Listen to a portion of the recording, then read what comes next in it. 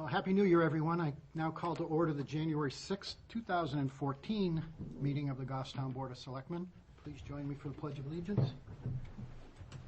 I pledge allegiance to the flag of the United States of America and to the republic for which it stands, one nation, under God, indivisible, with liberty and justice for all.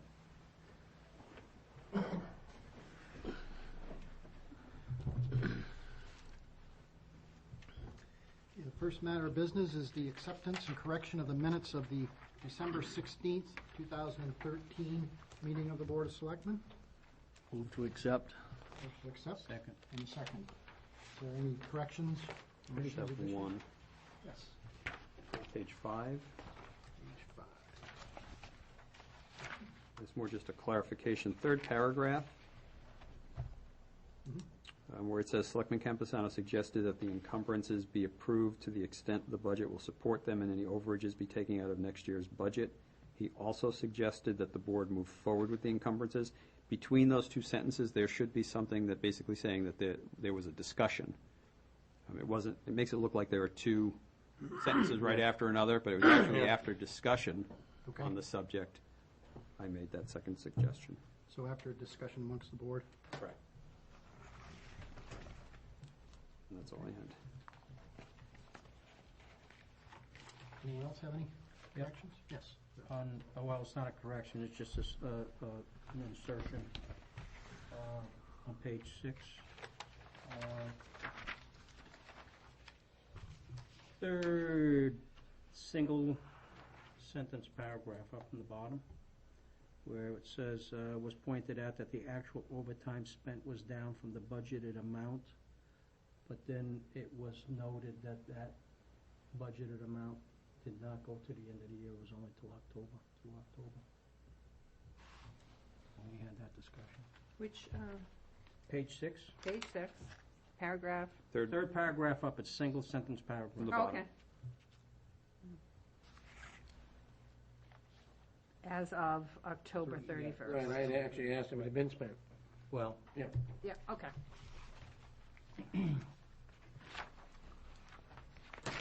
Anything else? Motion and a second. All those in favor say aye. Aye. Aye. Opposed? Motion carries 5-0.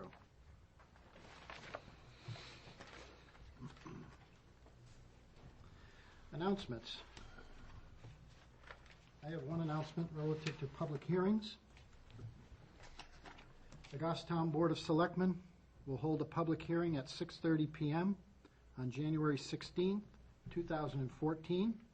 If there's inclement weather, the snow date will be January 21st, 2014, on a $4,565,000 bond for the restoration and expansion of the town's fire stations.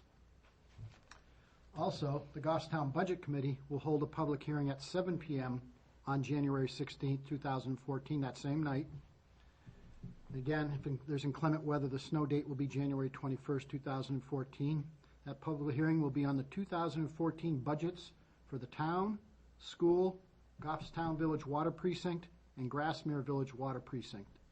Both public hearings will be held in the Dr. Craig Heber Auditorium at Goffstown High School, 27 Wallace Road in Goffstown. So I'll make people aware of those hearings on the same night, one at 6:30, one at 7, both at the high school. Are there other announcements from members of the board? This Thursday night is his planning board zoning amendment public hearing. That's also at the Dr. Craig Heber Auditorium, right? That's 7 o'clock, right? Yeah, this Thursday at 7 This Thursday at 7 is the planning board's public hearing. on proposed zoning changes, amendments. Yes. So the question I have, how will that affect if any of the budget committee members want to go to that? Because we have a budget committee room meeting here that night. How will that affect it? There's a definite conflict. once you guys recess, go to that and come back. All right. We'll figure it out. I'll talk to Peter. We'll go from there. Yeah, it's unfortunate they're at the same time, the same night. Yep. Two different locations. Yep. And I don't think that's the first time that's happened, as I recall. No. Typically, though, for things like the deliberative session, we ask that no other meetings be scheduled on those nights. Okay. I'll send an email to Peter. Okay, When was it, Collins? what's that? What night was it? Thursday, Thursday. 16th. 16th. That's ours. No. No, No, Thursday this week. this coming, This Thursday is this the coming planning. Thursday. That's the planning board. Yeah. Public hearing. Right, but the, The prior Bond to, hearing and the budget committee Bond public hearing hearing on is 16th. January 16th. Yeah, That's what I was getting yeah. at. right, the one this Thursday is for the planning board's Right. proposed zoning amendments, is this Thursday. At 7 o'clock at the Media- Goffstown High School Media Media Center. Center. Not the Craig Heber Auditorium, the Media Center. Any other announcements? Thank you.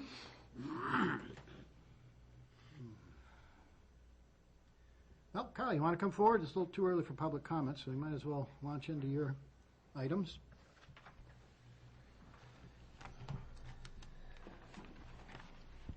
And these are 4A, 4B, and 4C tabs in the in your packet.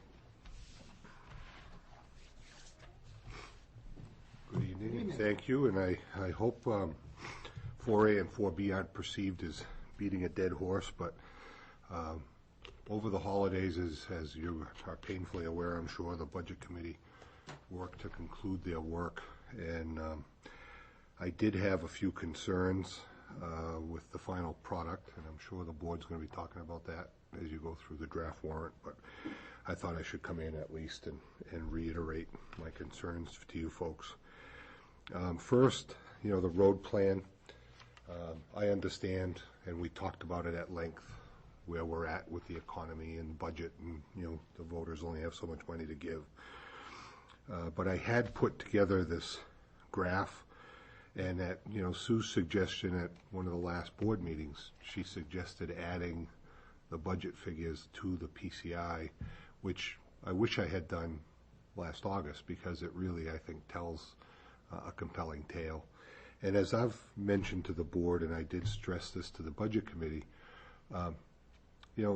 Public Works will do whatever the voters give us the money to do. I mean, that's our charge.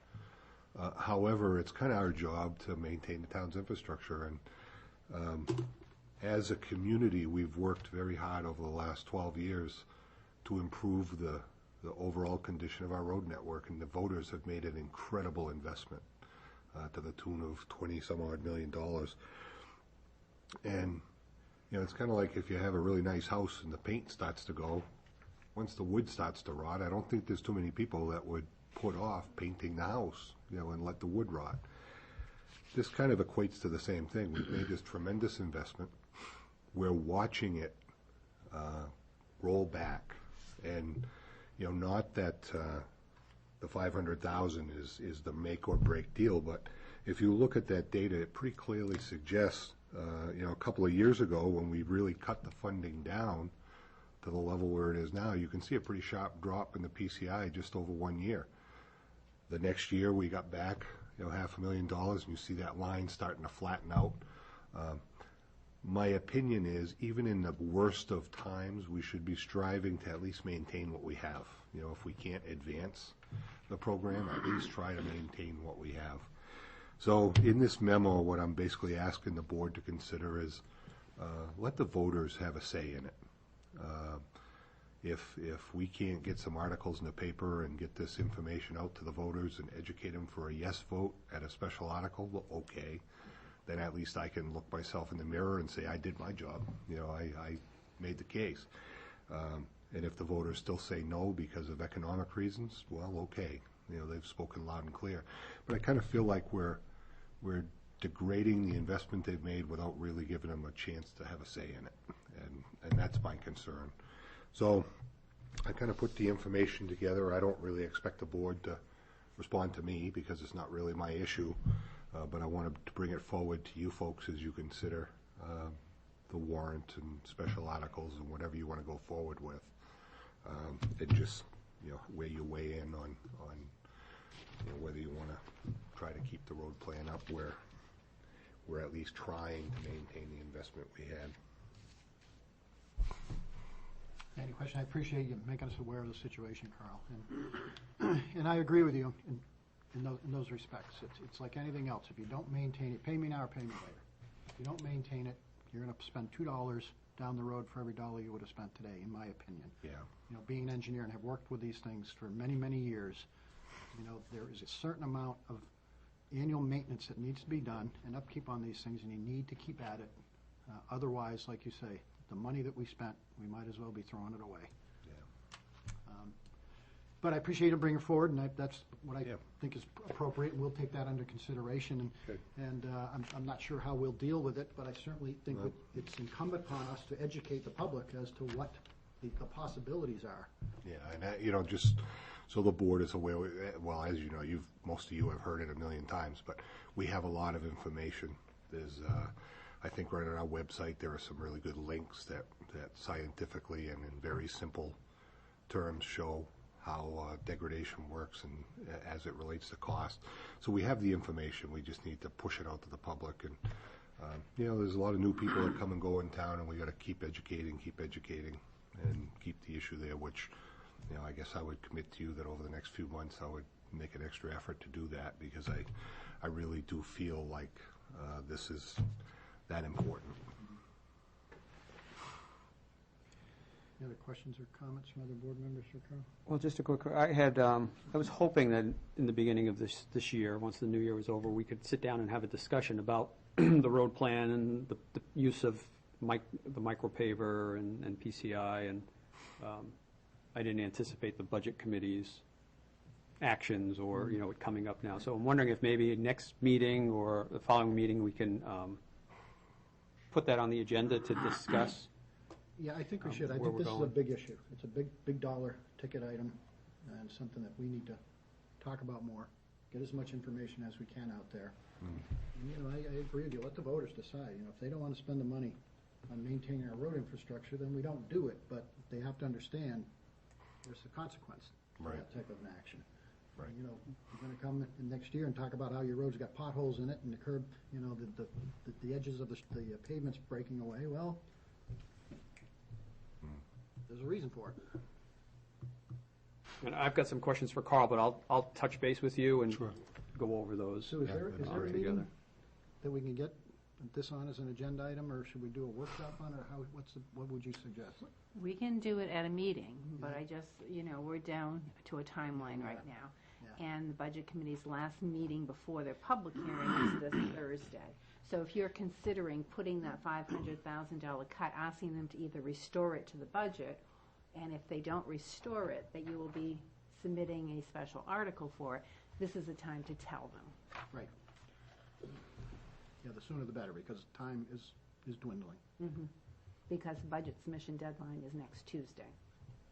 So if you're going to do it as a special article, typically what happens is you ask them to restore it to the budget, state your case, and if they don't restore it, then you still have the option of saying, okay, if you don't restore it, then we'll put it on as a special article. Well, it sounds like we ought to discuss it in greater depth tonight, then. Yeah, when we With the go over the budget. draft warrant. Yeah, okay.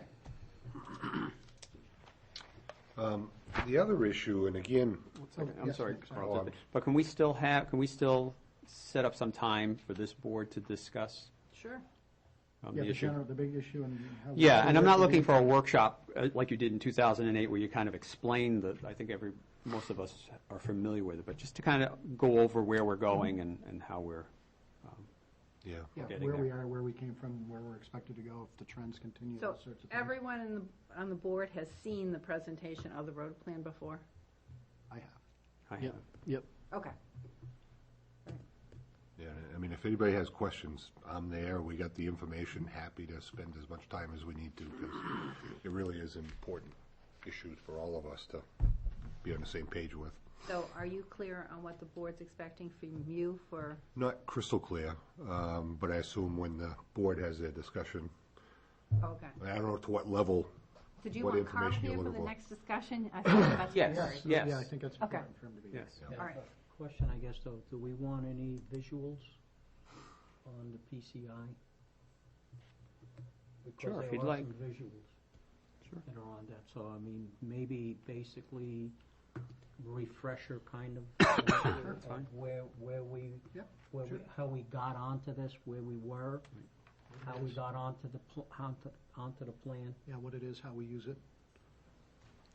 Is that what you were thinking? Yeah, I mean, and I'll be honest with you, I think micropaver is a great tool. I believe in the theory and I understand, but I think we've gotten into the position where PCI is driving our budget versus using micropaver and PCI to manage our budget, which I think are two different things, and that's why I wanted to talk to you to answer some questions. And there are alternative ways, I think, that we can. We lump all of our roads together in one PCI average. Whereas in some places they take your principal artery roads, and that has a different schedule than your minor artery and your collector roads, and your so there may be some things we might want to tweak and change so that we have better direction going forward. Just so you know, we can cover all that. We do break it out that way. I It is understand, all yes. there. They're all on different schedules, so we kind of do that. I just don't stress it because it just makes it more complicated, but that is how it works, is you set the different levels and what frequencies you want. So that, but again, we can cover all that one. And can you tie it to the GASB requirement for reporting infrastructure? Because you have to, I think way back when we The started board with that, decided at a certain level. board decided a certain index that we had to for our- maintain. Maintain. Yeah, just, though I think that issue, though, that you brought up and Carl responded to, we do, as far as, because the roads are numbered as a primary, secondary, tertiary, and then there's also some of the side streets, because we have a lot of the side streets that have a very low PCI, but they don't get addressed, so. Right, they're ranked, in the spreadsheet that Carl set out, they're ranked as either a principal artery, a collector road, residential road. And whether or not it's a dead-end road that has 4 houses on it, could have a lower PCI index than another road that's got 5 times the traffic on it. It shouldn't, because PCI is a measure of the condition of the. Well, and I don't want to put words in your mouth, but when you set up, it's called ranks. Right, the ranking. Micropaver, but when you rank the roads, an arterial road like Mast Road or Elm Street or High Street, you're setting a couple of things. One, and the primary thing is you're setting the critical PCI, which is when you're telling micropaver, this is the point on the curve where this one needs real attention. On those rank A and B roads, that critical PCI is at a 70, whereas in a residential street, the critical PCI is at 55. Right. So it's traffic volume. when Mass Road degrades and it gets to this point on the curve, whoa, this needs attention now, whereas we might let a residential street be a little lower. And that's where I was going with that. And maybe instead of us looking at a town-wide PCI, that we break it up and we track those various categories and we set different targets, even though that's probably what I'm sure you do in micropaver. But it may be more helpful so we can say, okay, these budget dollars we want to put towards collector roads or artery roads. And that's actually probably a nice evolutionary discussion, because it's just literally a case of going into the tables, changing those critical PCIs, running new budget scenarios, and you can say, okay, here's where we need to be. So it probably would be a good exercise. Thank you.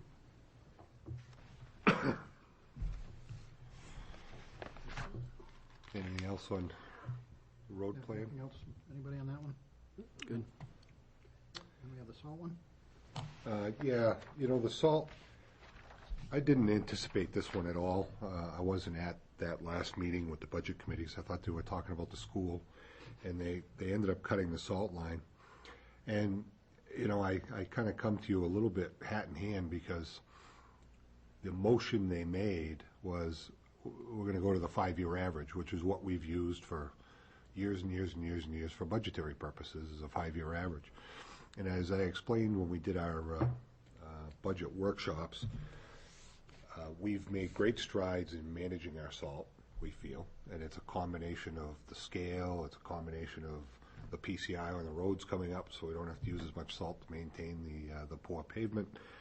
There's a lot of factors. But what I see in the end of December versus what I see in August when I submit the budget, is I can take a look at the first third of winter and compare it to history. And as the board, I'm sure, is aware, we track temperature. We track it for the purpose of posting roads in the spring, but we track temperature and snowfall so that we can compare year to year to year. And when it's time to post our roads for the spring thaw, we have some idea of how long the posting should be and what kind of frost depths we're looking at. So when I heard that the Budget Committee had reduced the salt line, I went in and decided to just take a look at where we were at weather-wise now, the end of December, and how does November, December of 2013 compare to history. And I've got history all the way back to 1999, so I have quite a bit of history. And what I found was that the winters of 08 and 09, if you look at those particular two winters, which weren't all that long ago, we're tracking pretty close. I think the cumulative freezing degree days as of today were about 20 degrees below where we were in 09. We've dealt with about 36 inches of snow so far this year, as compared to back in those years it was around 27. So it's like we're kind of side by side with those two winters.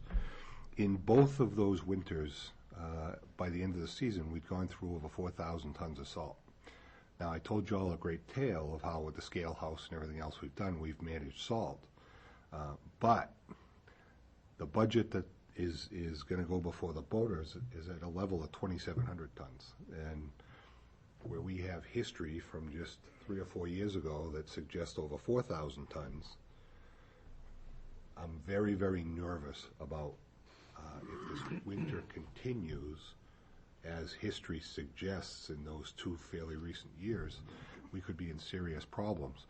And the reason that it's a big deal now to me is, unlike a town that has a fiscal year budget where you go through winter, and what most towns do is they take half of their paving list and they say, okay, we're going to deal with this in the spring when we see how we made it through winter. We don't have that luxury. You know, we get to May, we might have some sense of where we're at on the salt line and overtime, but then we go through our paving season, and we go through our road construction season, and all the big capital money we have hopefully gets spent. And then we start November and December, after we've already committed all of the pockets that we might draw from to cover an over expenditure for winter. So being a calendar year town puts us at a slight disadvantage in that instance. I remember several years ago, I don't remember if we did it because of budget cuts, but you know, we actually had to hold off some road paving in anticipation, but that was before, that was when we used to just encumber whatever we had left, you know, and we didn't have to have a set contract. So now, I'm kind of nervous that our hands would be tied to really do that, and it's going to back us into a corner if winter continues as it has for the last 4 or 5 weeks. So I just wanted to make you aware of it. You know, just the sheer fact that we use an average to set budget implies that some years you're going to make out good, some years, you might have a problem. But I think that we're looking at a very drastic this year. If we're suddenly faced with a 1,400 ton shortfall, that's a big That's bigger than we can take out of the library or out of Parks and Rec or out of. So I just wanted to make the board aware of it now, while there's still a chance to kind of revisit the issue and and be aware of it as we move forward. Yes. Carl, is it possible to put together a graph similar to what you did for PCI, showing those past 7 years, each year, salt tonnage used? My only concern, though, is freezing degree day.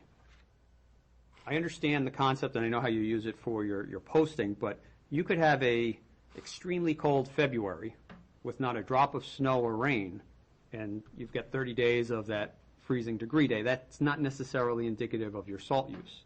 Right. You could also have one year with 60 inches of snow, but it came in 2 snowfalls. Right. versus one year which only had 15 inches of snow, but you had 5 snowfalls. You're obviously going to use more salt that year. So is there a way of, instead of using total snow accumulation, numbers of snowstorms? Do you have that history? We do. It would take a little, it's the way we have the record set up, it would take manually counting, but it would probably take half an hour. It's not a lot. Because that may be more indicative, on those years where, like this year, we're having more snowfall. Yep, Even though they're small amounts, that requires you to go out and apply salt right. more often. And we can, of course, it's a little more complicated than just the number of snowfalls, because as we've experienced the last 3 or 4 days, Rain. you get the refreeze and the melt, and the refreeze and the melt, and so even though the snow stopped 3 days ago, we're still dealing with it, and we're responding every morning with salt. So it's pretty complex, and we don't have enough records to be able to say, definitively, without really digging. I use this as kind of a quick indicator to just say, oh boy, I see a red flag here that I should let everybody know about. And, from memory, looking at the snapshots, it's also a very similar number of storms. Pattern. It's not like we had a couple of big dumps in those years. They're very similar winters as they appear. Yeah, I'm sure there's lots of data we can look at. The fact still remains, it's not an exacting science. We're never Right. going to be able to predict how much, when, how frequently, whether it's the amount of snow, freezing degree days, or whatever it is. I mean, we just have to use the best information we have available, and make sure we make an educated guess when it comes to budgeting. Alan? Good question. Carl, how much salt does that salt shed hold down there anyway? I mean, the spring of the year comes along, is it empty, bone dry, or is it, No, full? we never let it get empty. It's the shed holds about 1,800 tons of salt. Okay, so give it, just call it 1,500 just for an average. You'd have that left over maybe from spring? Yeah, Okay. because we try to keep it full. Okay, so you do have some bumper. I mean, you've got some buffer. You're not really going to be completely out of salt. I mean, if you buy this $135,000 line, you've got the shed is full, or was full, let's say, going into spring, correct? Well, we try to keep the shed always Right. full. I mean, I'm not necessarily saying it's full. You could have 1,500 tons or something. So Yep. you've got some kind of a buffer there. You're not running right out trying to get bags of salt to put in the trucks. To go Oh, with. no. Got plenty to go with. So I mean, how did they derive this number? Did they come to this because it was there money left over every year, or is it something they just decided, or? Well, I wasn't I mean, there, I don't know. perhaps. That's what I'm asking. I don't know if Selectmen Renee can offer more. The way I understood it is the motion was kind of last minute. I want to cut the salt line to the 5-year average. They threw a number out, which they probably got off my graph, because I had given them graphs that showed all that They did, information. and I did try to explain to them that I would try to reconsider that motion, think twice, and I said, look at the history we've had this year for snow so far. I said, and it's on tape, I don't believe it's a good idea, and motion came. That was it. So, Well, I guess my only thought is if somebody had to look at this for a reason. There must be some salt left over, some money left over in the budget. Otherwise, nobody would even come up with a number to cut it. I would think. I'm curious to why it came. Well, down. and that's where. That's what I'm trying to figure out. Well, and I'll tell you, just my theory is, last spring wasn't so bad. I mean, I felt like going all through summer, hey, we got a pretty comfortable cushion there. I never expected to go through the salt we've gone through in November and December. I went from feeling like I had a $50,000 surplus to now, I added up the slips and we're $6,000 over. Okay. How much in tonnage did you use November and December? I'd have to add it up, but we, ballpark. Well, what did we spend? We spent 130,000. So we spent just about what they've budgeted for next year, I think. No, that wouldn't be right. Half of that. Your salt shed must be almost full still, right? Yeah, like So I you said, got- we keep it, especially this time of year, we keep it full. I guess that's You know where You've got more than half of your salt in the shed now, even without your budget line coming in. I guess that's where I was, what does the salt shed hold? 1,800 tons. About 1,800 tons. 1,800 tons. And did you use that much November and December? 1,800 tons? Quite highly unlikely. Yeah, did you empty the salt? Did you empty We the went salt through, shed? we went through about 2/3 of that. So I bet you we used, without adding it up, we probably used 13 or 1,400. So, I guess, if nothing changed budget-wise, once the winter was done, if you filled the salt shed, you should have enough salt next winter, November and December, based on what we did this year. To get start through the winter. No, And it's there, it doesn't go bad, right. Right. so you're really not worrying about encumbering money or, that you don't need or you wouldn't use. Let me put it this way. We always operate on the premise of a full salt shed. So when I do budgets, I don't take into account, oh boy, I emptied the salt shed, so I gotta add another 1,500 tons to my average. I operate on the premise of what we use is what we buy. Each storm, and then And we try to always have a full salt shed, because you never know when, Correct, I I don't think understand any of that. you folk, well, Phil was on. I remember that when the salt, you couldn't get salt. We couldn't get salt, and we had our contractors going to Newington to backhaul our salt, which was a big problem. That hasn't happened in a few years, but it has happened in my lifetime, so I never want to go there again. So it's, we try to keep a full shed. And if we didn't, for whatever reason, budget or whatever, next year I'd have to just take that into account so that we make up for that deficit when we start. So it looks like for those two seasons that you're talking about, 08, 09, and 09, 10, you went through about 2.5 sheds. Yeah. It's like 36 plus, Yeah. around 42. And again, it's hard for me to think in those terms because it's always full. So it's not like, oh, it's empty, let's fill it. Hey, let's run it and see what happens. That's the worst can happen to us. I don't think you'd run out. I think you've got it managed out pretty well, and you probably will get through it, and if it comes up next year, it comes a little short, then we just have to say, okay, guys, gotta rebudget it. I think you're probably safe to get through the season, at least for spring. Well, the season isn't No, the problem. It's being ready for next winter is the problem, and at that point, we Next have nothing to November, work with. December. Because you're still in the same budget cycle.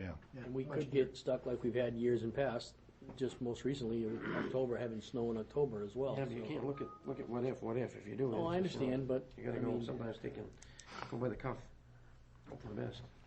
And when is budget going to finish to give us? When are we going to get our budget? I would assume they're finishing Thursday night, So we won't see it until Monday night. right? And Tuesday's the deadline. Budget submission. Well, I mean, the only thing we can do really on the salt line is request that they reinstate something. I mean, we're not going to put a special article in And you do for. that through your rep to the budget committee. Yep. We can talk about that later, and if you want me to make that recommendation, we can, Talk about that when we get into the Yep. budget. yep. Okay. Well, and the last item is really just trying to be proactive. We had a drainage structure that we had to replace on the corner of College Road. And in doing it, we took a little time because in 15, we supposedly have a project where we're going to redo College Ave and we're going to put a sidewalk up College Ave. And I gave you a picture of a wall. We did a little investigating.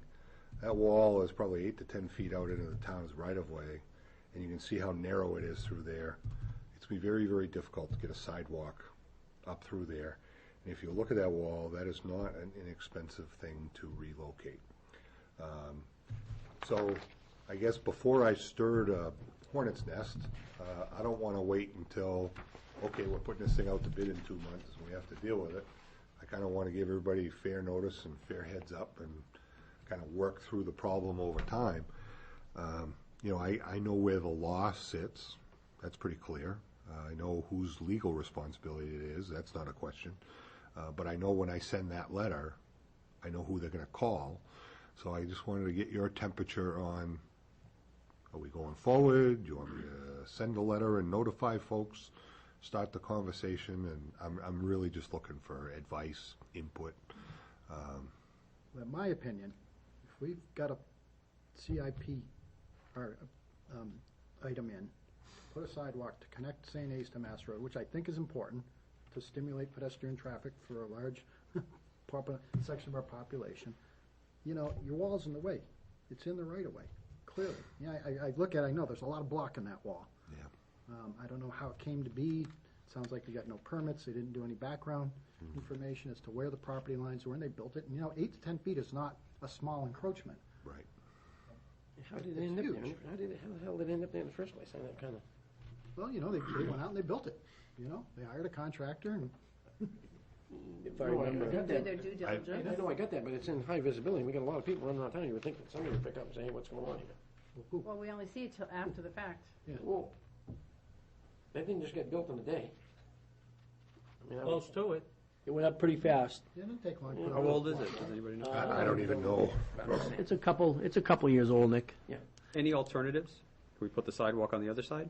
Well, you can see this, the other side, you've got big trees and the right-of-way's not as wide on the other side, so you're dealing with encroachments. The other attraction to the side the wall's on, it's probably half the distance up to St. A's is owned by St. A's. So you got one property owner that we'll be dealing with for most of the easements.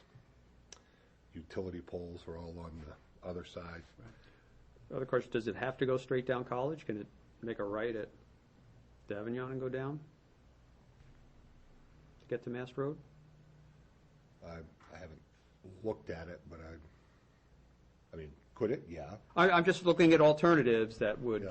you know, we've got some time, so, I But mean, if the objective is to get the students down to Mass Road, I would assume, because most of them I walk. mean, alternatives so that we don't require a property owner who built something that shouldn't have been built to allow it to remain. I mean, Well, I didn't think it was that cut and dry. I thought there was a question as to, I thought it was. are you pretty clear there has never been permission?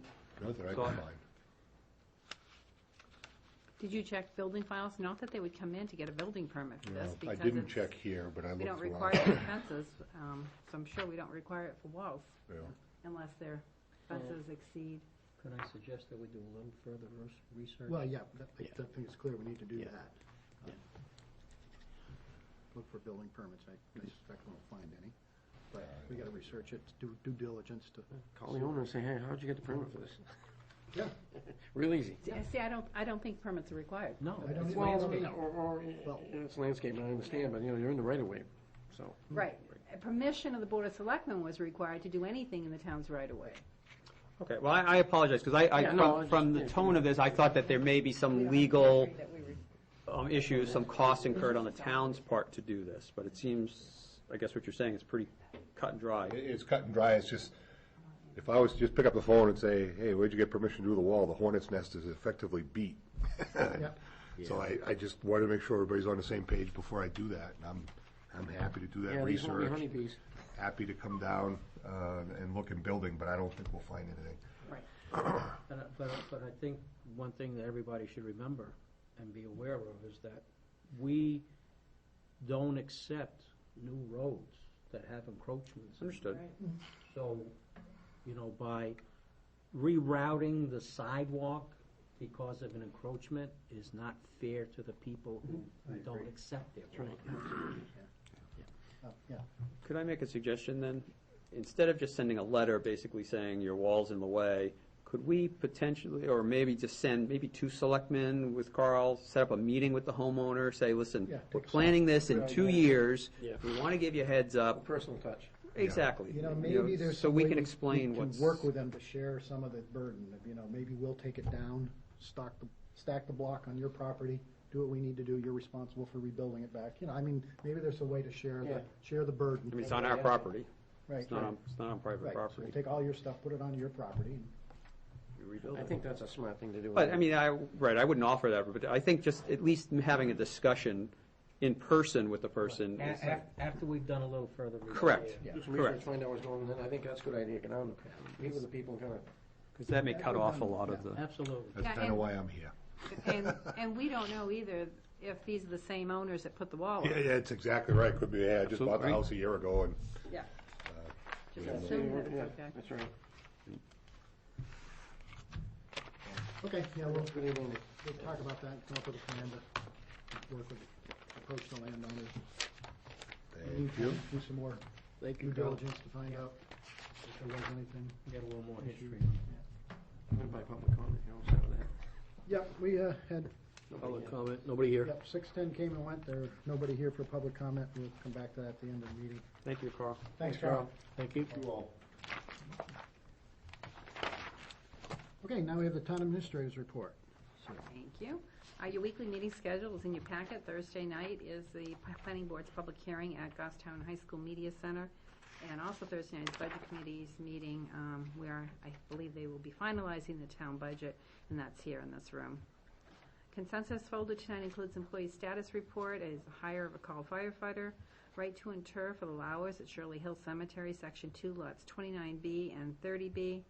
The shelters at Shirley Hill Cemetery, Section 2, lots 45B, 46B, 47A, and 47B.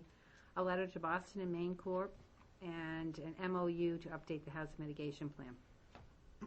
Those are all in your signature folder. Motion to accept the consensus. Second. So a motion and a second. Any discussion? All those in favor say aye. Aye. Opposed? Motion carries 5-0. Thank you.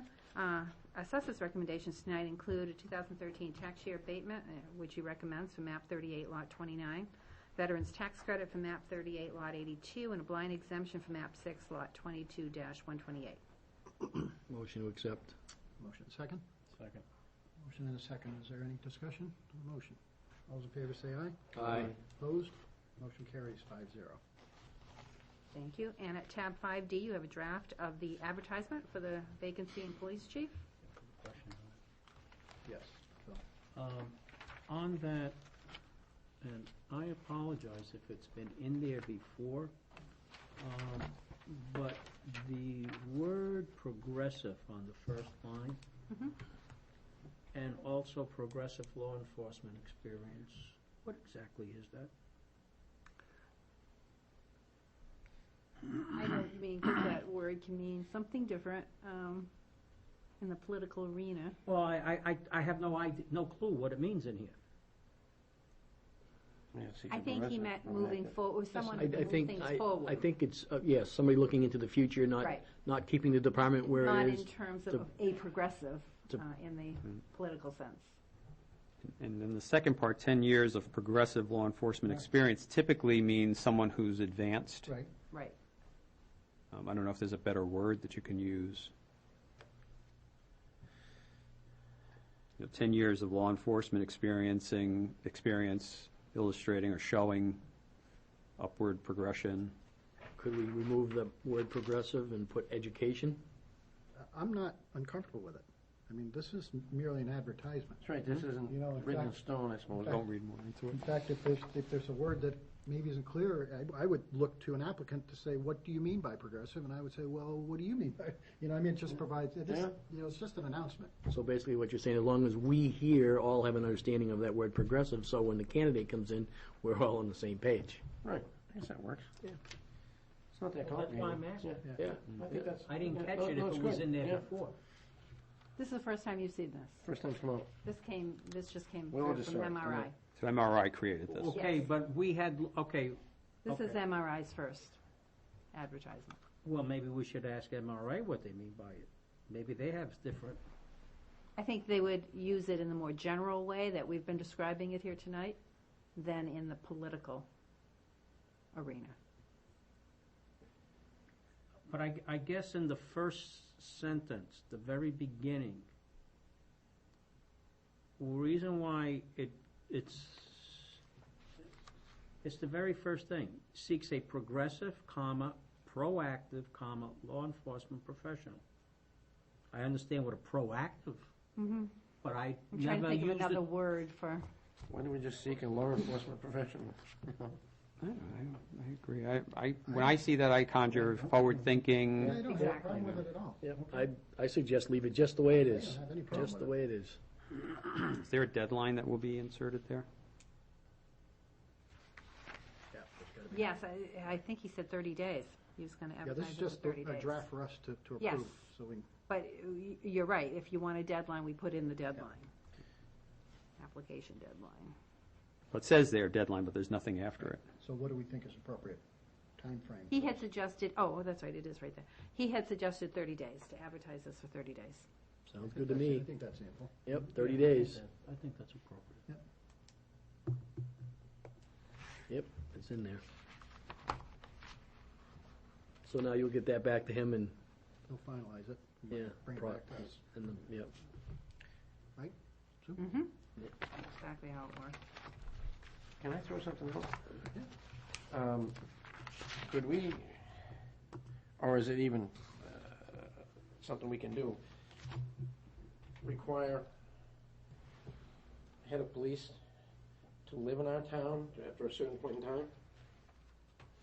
I mean, we all have to live in town, correct? I mean, Yeah, because you're elected official. I know, I got that, but I mean, you know. Yeah, this is going to the Supreme Court, this, cases of this, and I did discuss this with MRI, and they suggest that you really focus on their presence in the community No, and no, I their have a problem with that. I'm participation in the just saying, you know, community, I'm just to putting stay a out of timeline legal out there. hot because- water.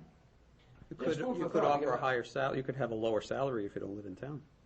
Well, It's an incentive for a residential incentive. Salary is X, salary is X if you live in town. I don't know if you could do that. Yeah. Do that. That would be discriminatory. Yeah, I don't. Would it? Yeah. Yeah. Because if you cannot require the employee to live in town, You can't do it in a job announcement. Okay. you're, well, I guess why can't we? That's why, I'm just asking, why can't we? Legally. Supreme Court made a ruling on Yeah, it. Supreme Court. Well, Supreme and Court. besides, so put all that aside, I want the best qualified person. I don't No, care if I'm they live not in saying town or anything about that, but I'm just getting at, you know, if you're gonna live in my town and you're gonna accept our paychecks and, which are substantial, let's face it, it's pretty good dough, I mean, as we all know. Why couldn't it be a requirement that you live in our town? What purpose does it serve? Well, you might be a little more receptive to how your money's spent. You might keep track of it a little Well, differently. they gotta bring a budget to us, we approve. Yeah, they do, but I mean, you know, I guess I have a concern, because as elected, we take an oath of office to uphold the laws of the state of New Hampshire. no, I got you. Now, the Supreme Court has ruled that you can't require that of an employee.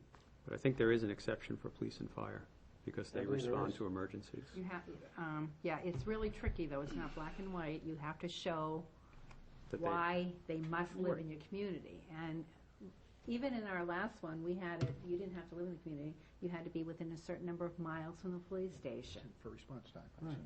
No, I don't see why you can't, where the police station is located, I could live, the police chief can live in Manchester, he can live in Bedford and be closer to the police station than living in other parts of Goffstown. No, truly, yeah, you're right, I get that, I'm just. Right. So I think you'd be better if you set a radius, that you would have to live within a certain distance That for would- that response. That would be acceptable. Right. But saying residency, I don't think would be, because for the same reason as asking, I know this, Selectman yeah. Devanza just pointed out, that you could be living in other towns and be closer to the police station than being at another point in this town. And the radius I don't have a problem with, because that's tangible. Right. Right. There's a justification for that, Right. it's a response time. Yep. Right.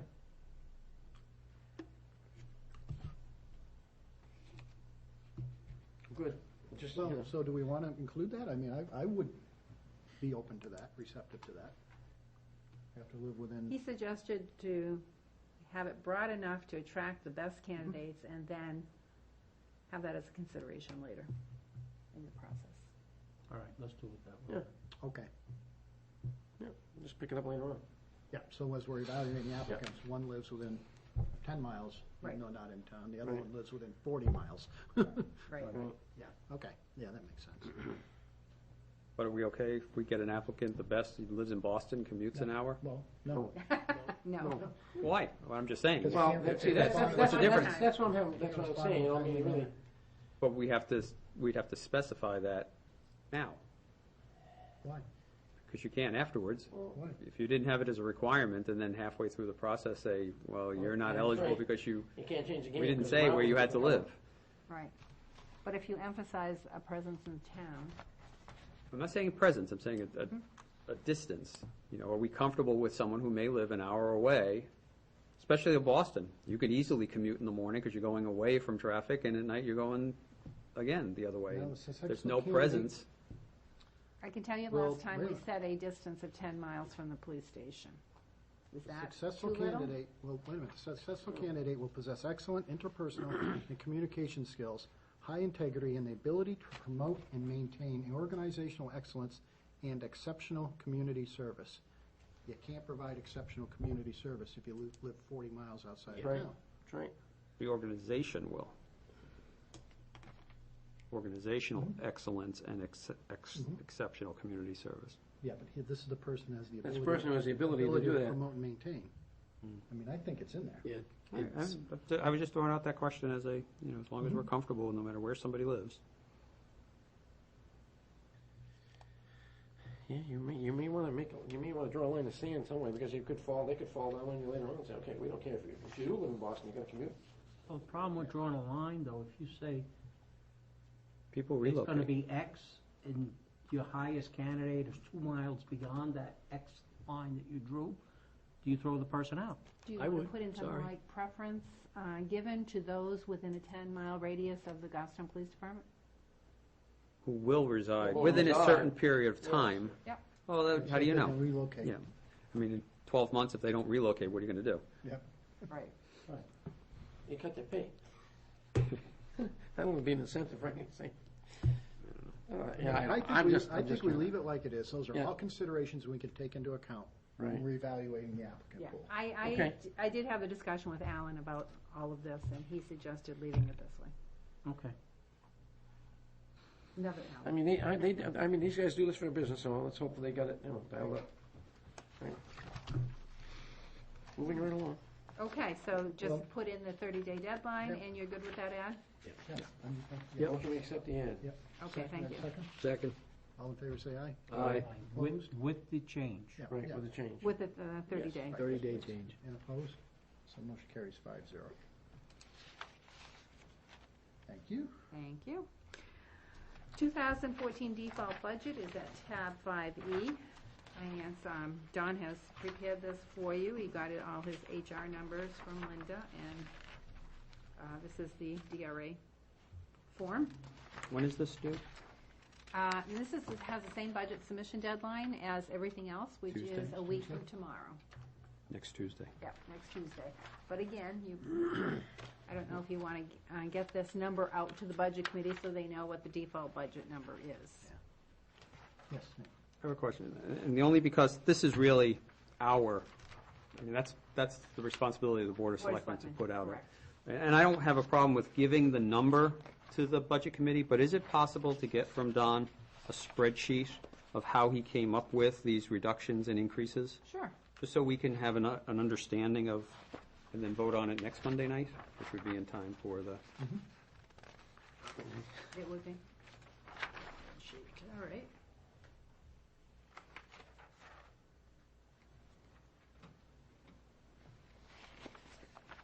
And it's okay to give them as a draft to the budget committee for Thursday night? I'm comfortable with I'm that. okay with Yeah, that. we- So they have something at least to. I'll We'll send work you with. the, I mean, it at least does Or you just explain leave the copies re- for Yeah, reasons for leave the copies and reductions. we can hand them out, I'll hand them out. Yep, that'll work out fine. And then, as I said, there's at least an explanation for the reductions on page 4. Right. right. Yeah, So, I mean, there's some information there. Okay.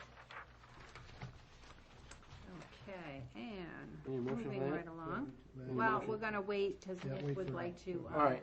keep this Okay. in draft form till next We'll Monday take- night. we'll take and action he'll on it see next the Monday. spreadsheet. Take Yeah, action. you're talking spreadsheet, John has his own, like, working spreadsheet where he does all this. Is that what you're looking for? Yeah, Okay. because this is just this is just very generalized. Contractual items in budget, well. Yeah. what- Yeah, what does that mean? Basically, it's your collective bargaining agreement with the Teamsters, because that's the only one that's in effect, and your debt obligation for your bonds and notes, and then any contracts you have for heating oil or electricity we have now. And So let's by the way, I got a notice today that public service is going up 5% in their distribution cost. So we didn't budget for any increase in their distribution costs for next year. So Don's going to break this down into more detail. He has a spreadsheet that has more detail in it. So we can look at it next I don't know how much it will mean to you, but I'll ask him to come in too, so he can answer any questions you may have on it. Maybe a little easier. So we're going to defer action on this till next Monday. That's fine. You I have could a question, Anita? Just a quick, only because I happened to see that in the default budget. At some point, can we see the PEG TV budget? Sure, it's, I had asked not- Derek one night, he had right, covered. it's not for you. subject to Chapter 32. Understood. But you manage that budget because you are the agents to manage that revolving fund. So I can get that to you.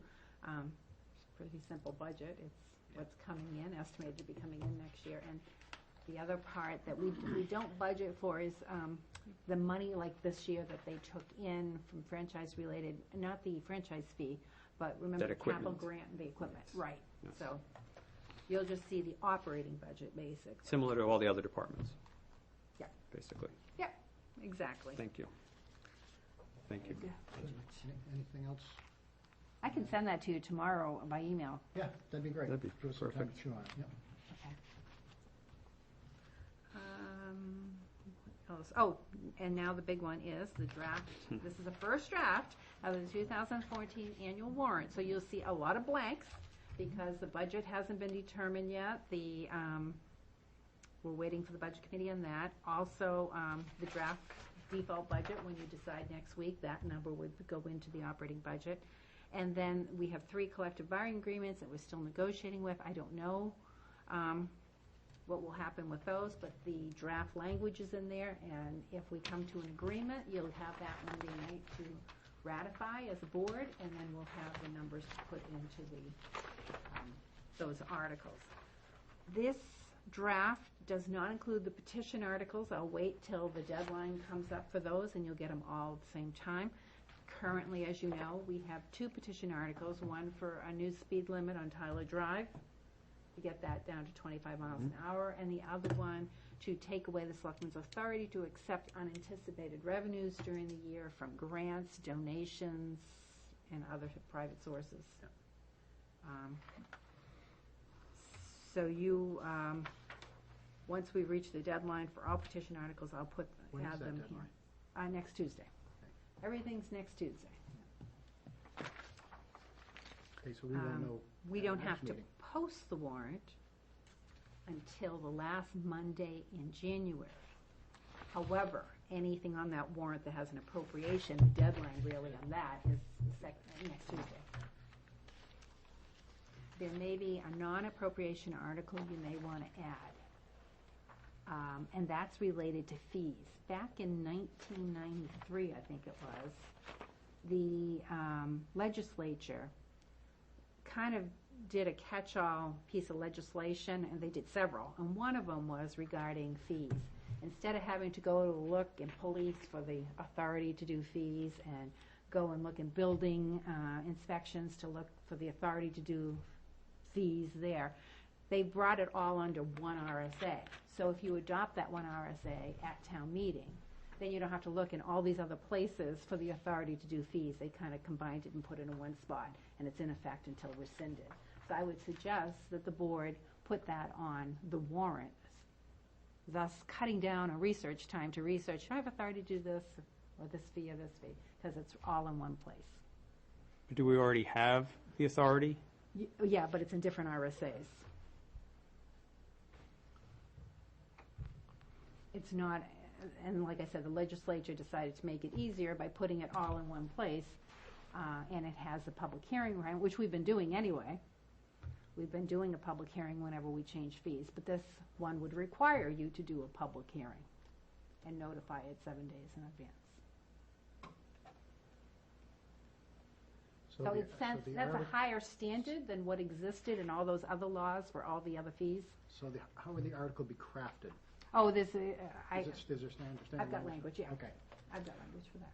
My only concern, we already have the ability to do that. This would be adopting this RSA specifically. Understood, but Okay. on its face, people may think that we are asking them to vote so that we can raise fees without stopping to understand that we already have that right. I'm just concerned on how adding another warrant article that's asking for permission to raise fees will go To over. amend fees, either way. Or to amend fees, Yeah. When we already have that. when we already have that authority. How would it But be we don't proceeded? have it on, it sets a new standard, though. It sets a standard for public hearing, which. Which the we other follow. Which we have been following, but it's not required under all those other RSAs that we use to set a fee. Well, if I can, Yes. I think the difference is the different statutes may have different requirements. Right. For the notification standardized. process, how many times. Public hearings. Yeah. Public hearings you have to have. And this standardizes But- it, makes it uniform. Approximately how many, we have building fees that we come under Planning? one, planning, they come under one statute, but I guess, how many statutes are we talking about? Oh, Three? no, you have several. Motor vehicle registration fees are set under state law specifically, all by mill rates. Yeah, but we have don't nothing to do with that. Right. No, just the ones that we Right. have. All the Right. impact Just the fees? ones that we have. Cool. Impact fees were set by zoning ordinance, Right. so that's in the zoning ordinance. We have building inspection fees, we charge fees for GIS maps, copy fees, and Police alarms. police alarms. Commercial. The fire department has their fees for their inspections boxes. Yes. and master boxes. And, DPW has all their solid waste fees, there's Oh, quite a yeah. few different laws. But I guess the only concern, though, I guess what Nick's point is if we're gonna amend the solid waste ordinance, we already have the reference to that statute. We're gonna Yep. change a planning board ordinance, a fee, we already have that reference in our fee structure, don't we? Yep. My concern is that you're going to have the people that are going to be saying, well, wait a minute, if you already have the right, why are you passing this new thing? Yeah, the perception. What else are Have a you going to uniform raise? standard of I the understand public that. hearing, yeah. I understand Not that. the perception, right. It's up to you. Can we get, do you have the RSA number by any chance? Just so we can review No, it before. let's see if I- In the language, you said you had standard language, I would like to see what that is as well.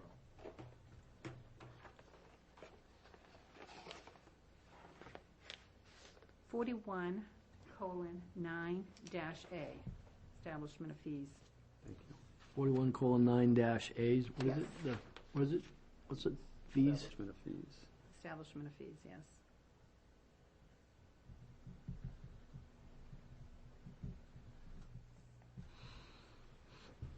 So it would give you the ability, the issuance of any license or permit which is part of a regulatory program which has been established by vote of the town, the use or occupancy of any public revenue-producing facility. It gives another RSA as defined by, the establishment of which has been authorized by vote of the town. Such fees or charges shall not exceed, in the cases of license or permits, an amount reasonably calculated to cover the town's regulatory, administrative, and enforcement costs. And prior to the establishment or amendment of any such fees, selectmen shall hold a public hearing, notice for which will be given at least 7 days prior to the hearing by posting in 2 public places in the town and by publication in newspaper of general circulation in town. Notice shall include the proposed schedule of fees. We have been doing that process, but whether it, it applies, and that's how the law is written for each one of those, Mhm. we'd have to look Does into that it. require one public hearing or One. two? Posting in 2 public places. Do we currently do 1 or 2 public hearings? One. We do 1.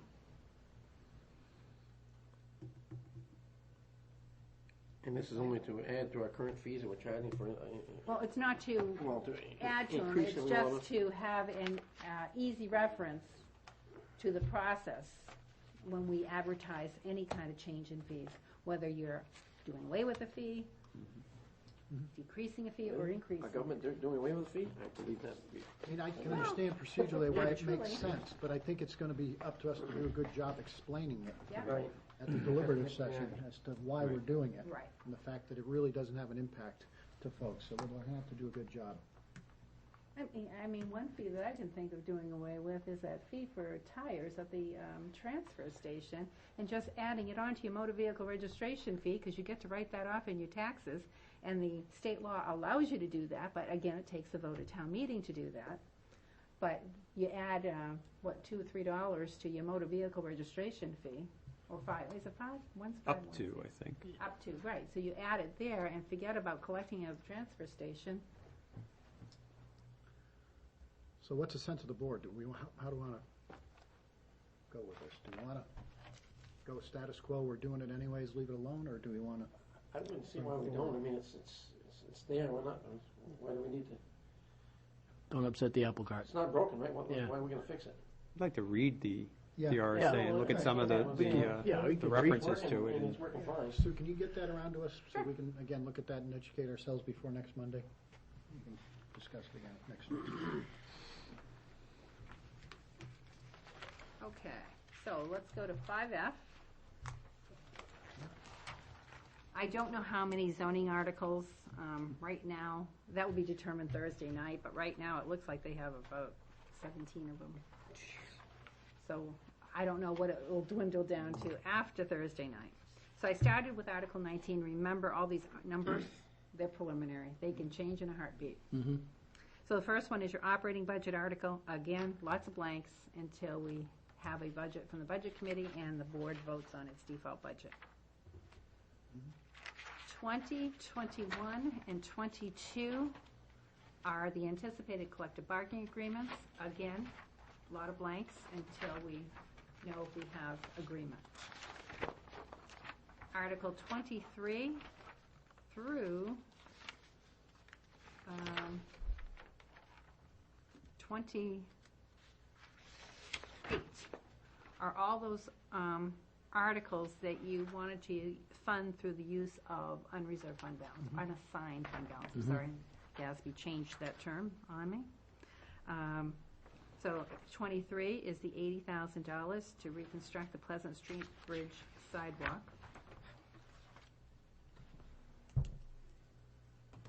Article 24 is $73,000 for the purpose of detention pond reconstruction, funding to, again, to come from unassigned fund balance.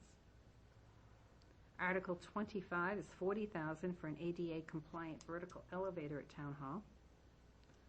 26 is $35,000 for the painting and repairs of the public library. 27 is for $75,000 for the server virtualization project at the police department. And 28 is $300,000 for the replacement of self-contained breathing apparatus at the fire department, contingent on a grant award of $270,000 and a $30,000 match from unassigned fund balance. We have heard back from DRA on this particular one. And as you recall, when the chief presented this, it was a regional grant, and I think the regional grant was for like Right. 1.1 million. Yep. This was just for our share, and we were going to try to do it this way. DRA said if all the money is coming through the town coffers, okay, so the 1.1 million grant is coming here, we have to gross appropriate the whole 1.1 million. So that number is going to have to change, and I asked the chief, is there any way that they can just apportion, do your application, and he already has, but can they just give each town their own? He said no.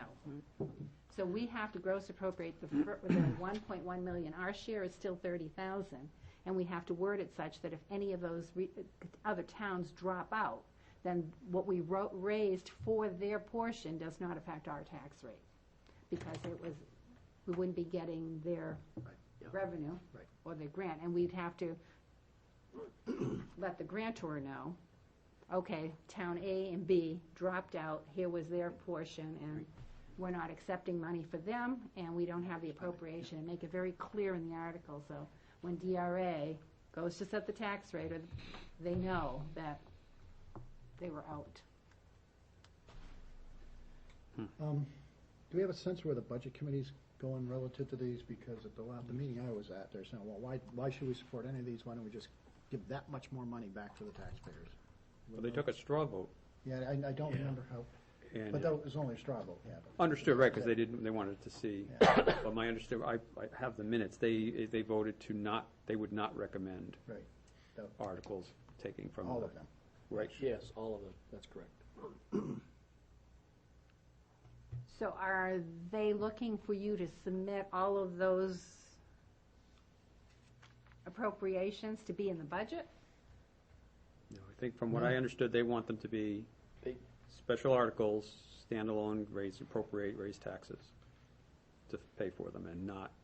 Well, that's fine, but it's Board of Selectmen's decision on whether or not to go forward. I think that's probably, that's probably a fair way to, let the people decide. If they want to have it, let them vote for it. If they don't want to, then, That's what we're asking them to do. Currently, there is a special article, Right. but they don't want the language in there that we're going to use fund balance. Correct. Because, and this is my interpretation of watching the meetings, they feel that the fund balance money should be used to offset taxes. Yeah. And They if want the it- voters want these additional purchases They'll made vote on the tax dollar, They will vote on they it. will vote yes. If they don't, they'll vote no. Which is what this does. Leaves it up to the taxpayers to decide. Well, we have to Right. Well- the appropriation, right? They want us to strike the use of unassigned fund balance. Right, I see what the they want, budget yeah. committee. Right, because their picking point is no amount to be raised from taxation. Right. Right. So they're thinking that it's a ploy on our part to get people to say yes, when in fact, we over budget, and I'm not saying we do this, this is the impression I got, that we over budget so that we have surplus to put into our fund balance so that at the end of the year, we can buy things that we want by circumventing the That's not the budget how the process. money comes, a lot of the money that comes Understood. in there is not money from taxation. Well, no, their argument was, oh, yes, it was raised on taxes last year. It was where So it it went. was raised, well, I know, but that was their argument. I know it was their argument. It was an erroneous argument in some respects. Our auditors have told you time and time again what an excellent job this town does in budgeting. We're always within 1% of budget to actuals for revenue and within 1% of actuals for expenditures. So you can't get any closer in budgeting without like 1%, I thought it was 3%. 1%. Oh, revenues are definitely 1%. So do we take out this line? No That's amount what to the be raised budget, from the budget taxation? committee is telling you that they're not gonna recommend any of those articles if funding from unassigned fund balance is in there, basically. Let's just take it out and let the people decide. But we don't know if they're gonna recommend them without that language. Well, my difficulty is I've watched the budget committee meetings, and there's a broad spectrum of, either for or against, and I don't want to set up an adversarial relationship with the budget committee. I think they've done a decent job going through and looking, and I understand their concerns here, and in one respect, for us to say, no, absolutely not, we're going to do this, I think we're kind of saying, well, we don't think the voters would vote for it if we had it on as a regular article. Now, So we're what- kind of making the budget committee's point. What I heard from the budget committee is, all these items should be in the budget, and the amount to be raised from taxation, you know how we have it, 650, add that amount there. That's what I was hearing from them. But I'm not sure if you put all these into the budget, would they cut any of them Thursday night? I guess that's our response back. If we take these items and not put them, present them as they are as special articles, and put them in the budget, will you support them in the budget if we add the revenue to the amount that we're going to take from fund balance? If I could, I think that makes their argument. By posing that question, that makes their argument. We don't want you to have the ability to cut these things from the budget. So we're going to use fund balance, put them on the warrant like this so that everybody realizes there's no money being raised from taxation to buy these things, and we get what we want. Yeah, but And I'm not saying that's accurate, but I'm saying and by asking that question, we're actually. Which ones of these would they support in the budget is basically our question. If we I don't put them think in the that's- budget, But I don't think that's the question you ask before you put them into the budget. If we feel strongly that these things should be in the budget, we put them I in the think you budget. felt strongly, that's why you put them as special articles and to use Right. fund balance. Because you felt strongly about them. For me, I think you should leave them right, just separate articles, let the people decide. And pull this right out of you. No amount to be raised by taxation. Take that line right out, let people decide, do you want to spend this or do you not want to spend this? I mean, if you're gonna put it away in the Well, budget, then and if you're gonna put it in the budget and you're actually taking this and hiding it again, so you're not hiding it, but you're putting it back away where you're looking for a different angle. You're not really laying the cards all on the table. No, I think what they were opposed to is the fact that we were tying the use of fund balance to a certain appropriation, a certain purpose. And what I heard, and maybe I misunderstood, and like you said, there's a broad spectrum, and maybe one person said that, and that's what I heard. But I heard, put them all in the budget, and then put the offsetting revenue in the budget, and we'll consider it, but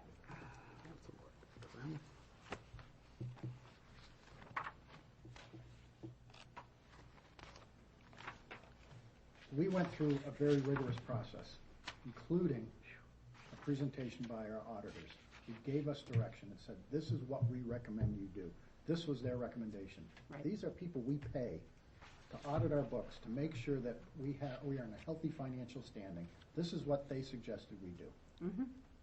Yes, they did. They didn't want you using unassigned fund balance to offset an operating budget. And that's why. But they didn't specifically say this. They said One-time one-time purchases expenditure. or reducing the tax rate, or there was a range of things. Mm-hmm. My feeling is we leave it just the way it is. Just want to try to find the straw vote that they. But you know what's odd is taking a position before you have the public hearing, Yeah, that is odd. you know? So what you're saying is regardless of the outcome of the public hearing, this is what we're doing. Well, they just took a straw vote, though. They didn't take an Yeah, it official was- recommendation. Still, but you know, a straw vote, you know, And the straw vote wasn't even clear. It was, well, okay, well, it looks like we, it kind of blew in and blew out.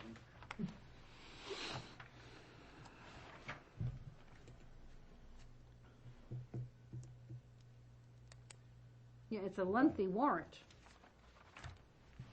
right now, and we still have petition articles to add. But I do agree with Nick. There's some conversation that needs to be had with the budget committee. Mhm. Say, listen. These are I some- understand their point. It's not that I don't understand, I don't Right. agree with it, but I understand their point. Yeah, I do too. and I think though the important part is that a lot of money that's in there is not taxpayer dollars. And they're under Right. this, they're under If the you, assumption. if you realize that your surplus might be 50% additional revenue every year and 50% under expended in terms of, Is that the breakout? I'm not sure what this past year was, but in previous years, it was about half and half, maybe 60-40, but there's quite a bit in terms of revenue, Right. typically, additional revenue. Which comes in from, Vehicles. GTV? I mean, this is revenue money, this is not tax money. I mean, one way or another, it ended up being tax Well, dollars. your unassigned fund balance comes from two sources. If you do a really good job managing and getting competitive bids during the year, and you Mhm. get, low Right, bids, Right, a little bit, okay, yep. then you underexpend. But you also get extra revenue in the year, Unexpected revenue. because we're very conservative when we estimate our revenues. And typically, we might get 250,000 more in a year in revenues. And your other 250,000 But still, comes I guess I'm from seeing their taxpayer point, though. That'd dollars. be It's better not to offset the tax taxes with it. dollars, but it's still your residents' dollars. They're still paying those fees, And it would which be they better have off, to pay. But it wasn't support our raised by budget. taxation. Understood. Well, but I think that's still. semantics, though. It is still, If you get more, Well, if you're gonna register your vehicle, you're a taxpayer. if police gets more revenue from lawyers who want more reports for their cases, that's not. we don't generate residents. $200,000 Oh, worth. no. Right. No, The most of bulk it's of gonna that be comes in town clerk's from office. fees, correct. No, So when we used to get fees for the maps that we did away with. Understood, but we're talking large dollars that make up our fund I balance. would say it mostly comes from the town clerk's Right, office. and so as a resident, I write a check to pay my taxes, and then I walk into town hall and I write a check to register my vehicle. Same taxes. Same pocket it's coming from, and I'm still paying it to the Sometimes, but town. I just want to be clear that a lot of our fees are not just from residents, they're from other sources That's right. outside of town. But what percentage are not much? They make up a small Small percentage. though. percentage, right? And I know when I pay for registration in town, it's pretty stout.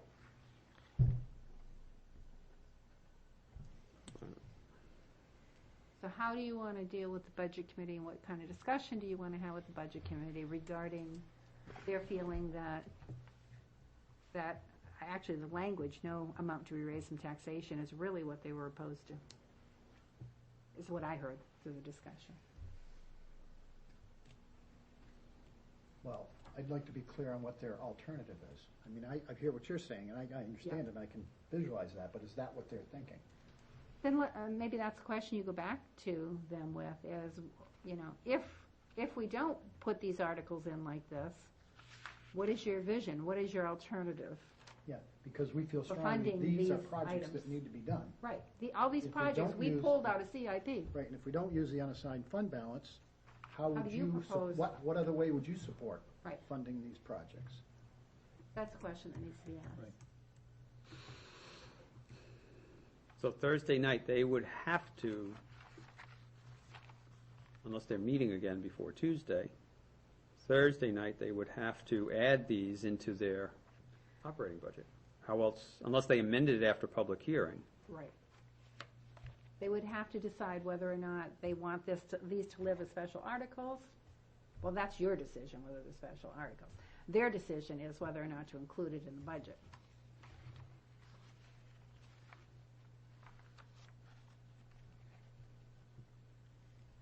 So the question is, would the board be opposed if the budget committee decided they wanted these items in the budget with the offsetting revenue used in the, at tax rate setting? It's gonna amount to the same thing at the end. Right. Right, the impression that I had gotten was that money would be used to offset taxes, but not necessarily in the same, because we're already using 650,000. 650,000. Right, but if they would support putting all of these into the budget and adding to the amount we're gonna use from unassigned fund balance, then what difference does it make to us? Yeah. They haven't had a discussion on the merit of these projects. That's what needs to happen. Right. So I couldn't tell you how they view the ADA elevator at Town Hall or the sidewalk on Pleasant Street, because they haven't had a discussion of the merits of these projects. Why are these projects Because they're important? hung up with this language. Yeah, those conversations need to be had. Exactly, And that would have to be Thursday night. exactly. Seems like we get everything dropped in our lap, like, okay, you gotta make a decision today or tomorrow, you know, it's kinda. So who's coming with me?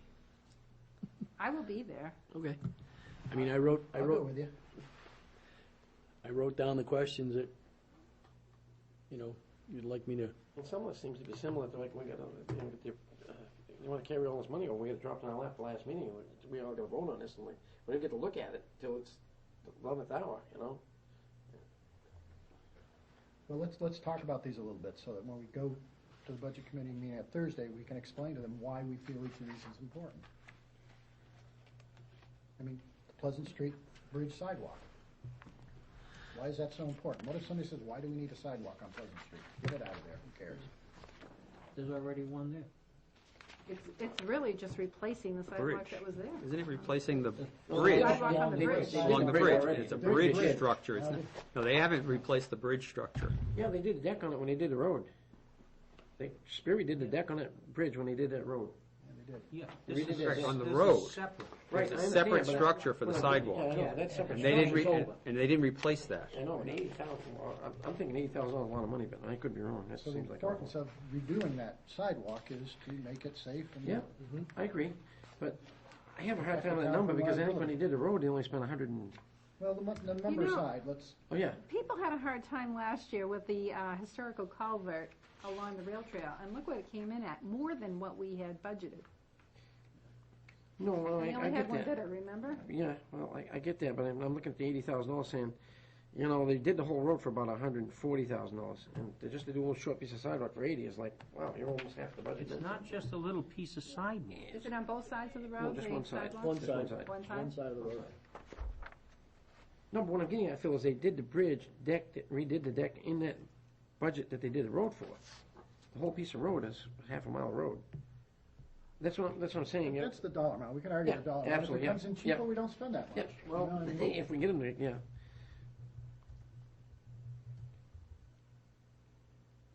the $73,000 for detention pond reconstruction is important, as I thought about this a little bit more, because this ties to this whole MS4 EPA permitting thing. If our detention basins aren't maintained and the sediment gets passed through, it carries all of the pollutant load down into our waterways, and we can't meet the EPA requirements.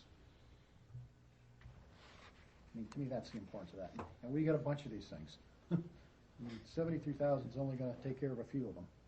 You know, we're But- probably gonna get into a cycle where we need to be maintaining these on a kind of a regular rotating basis. And how many of them do we have? Well, We have about Carl- 100. Carl, yeah. Oh, I think we have 100. About 100. How old they are, and Oh, yeah. there's a lot of But I them. think the argument the Budget Committee made was that this is a maintenance item, not a capital. You are correct, Nick. It's not like we have one detention pond and we're gonna repair it or rebuild it but we have multiple, and this is just several among many. But the real problem is we accept these things without assigning the liability Mhm. for maintenance to anybody. The developer builds it because he's required to, and he walks away, Correct. dumps it in our lap. And that But, way we- but that goes to their argument, which it's a maintenance item, which should be in the budget and not as a capital one-time Right. purchase. As they said and explained further, as Nick said, it's a maintenance issue. Carl should have them set up so that this year we're gonna do this one, this one, this one. Next year, this one. It's an ongoing, you know how, I mean, Yeah, like a road plan. yeah. Yeah, and they'll get cut out every year because, Which I think is different from the first one, because we do sidewalks all the time, but this is a bridge structure that's unique in town. There is no other one like it, that we have to replace the actual structure of the bridge, that sidewalk, In the that added future, on. when we're doing a bridge, we should do the sidewalk at the same time. Well, it was an add-on. Yeah. The original bridge was there, and then they added the sidewalk structure to it. It was well No, well, I done. guess what you're getting at, when you were building the road, why not rebuild the sidewalk at the same time? Yeah. That was kind of like, I mean, typically we do. This was Yeah. a unique one. I Yeah. think it was Yeah. because it no, was, let's it beat was it a up. project with the waterworks, and we were trying to meet their timeline too. so we go back to Carl and say, set up a detention basin plan, similar to the road plan. Evaluate them, come up with some sort of a methodology for ranking them and determining at what point in time you need to go in and maintain them. And develop a whole Kind of like the process. stormwater division. Oh, boy, another engineer. Let's try and keep Well, waiting. they Well, gotta it's be, kind they of gotta be part of both. maintained. Somebody's Yeah. No, gonna- no, somebody's gonna- I got that part, but we got enough engineers now, it seems to me we can cover that base pretty handily now.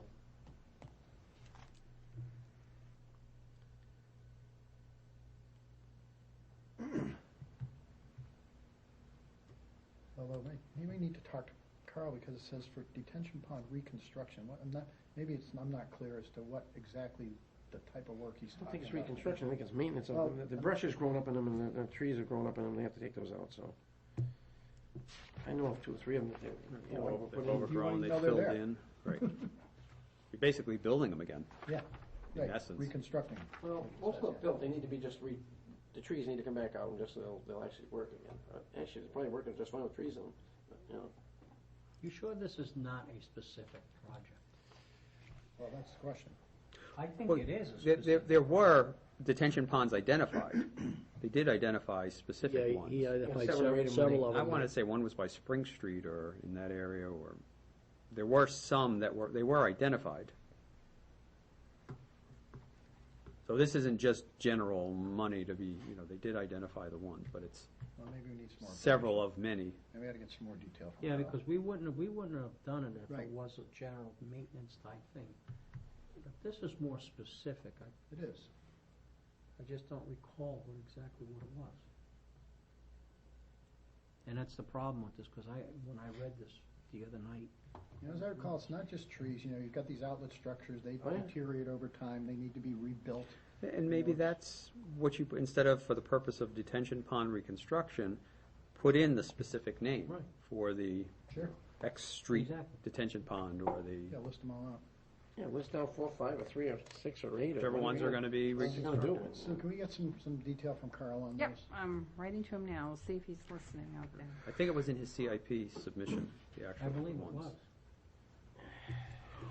Okay, so Article 25 is about the ADA compliant vertical elevator. The argument is, We gotta have we're it. not ADA compliant. That's right. Yep, pretty simple. And that's basically what I said, as long as, the elevator we have now is unsafe. It requires multiple people to run that elevator, and the people are just not safe riding the elevator down. We need to, It has a weight limit that, and as, Right, it's yeah, not capacity. yeah, and Yeah. And a lot of the chairs today with the won't, batteries, won't fit on that. they exceed the capacity without the person. right? And then Article 26 is about the painting and repairs to the library. You can make the same article there. Is that maintenance? See, to me, it goes from maintenance to a one-time project when you defer maintenance for so long that it's no longer a maintenance issue. Right. You know? You defer your oil changes on your car for so long, that's deferring maintenance. But when your engine blows up, that's not a maintenance issue anymore. That's a repair. It's a repair. Yeah. Emergency.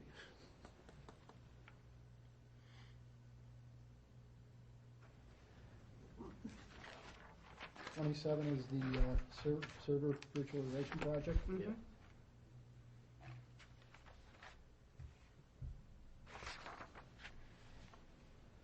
And we'll have to tell them on 28 that that number is going to be changing Yep. to gross appropriation. Of $1.1 million. I think it was 1.1. I'll check with Yeah. the chief. I'm pretty sure, Yeah. 1.1. But that our portion is still the same. Yeah. So are we comfortable that all these articles ought to stay? We just need to make sure that we further explain that they are one-time things and the reason why, and that they're not named, or whatever the rationale is that we've just kind of... I'm comfortable with them. I mean, You need to put out there a little bit more explanation of what's gonna happen with this. Because Exactly. if we don't, you know, it's, Yep. and I agree with you, some of these have to be done, there's no question. Yeah. But if we don't put it out there in the right context, You know, I didn't start with Article number 1. I probably should have started with Article 18 as the first article. That's your bond article for your fire station restoration. That always, your bond article always has to be the first appropriation article. That's the law. So that's why it's the first one. Now, the way we've written it is the project is still $4,565,000, but we're looking to bond $4.5 million, because $65,000 can come from impact fees for public safety. I can tell you how much is in there now. There's more than that in there, so if you wanted to use more, you could. Let's see. still a lot of money.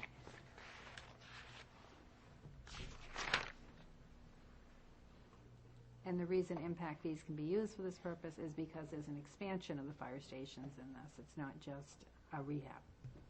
It's actually expanding. Let's see. Public safety impact fees. 65,000. It looks like there's about 93,000 in there. 93,000.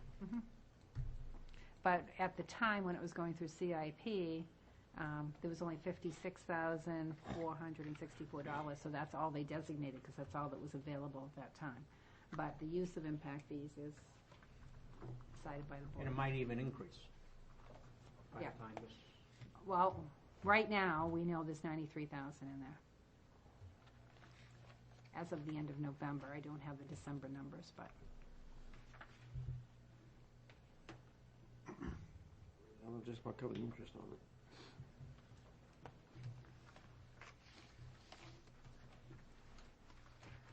I'm going to reserve my comments until after the public hearing.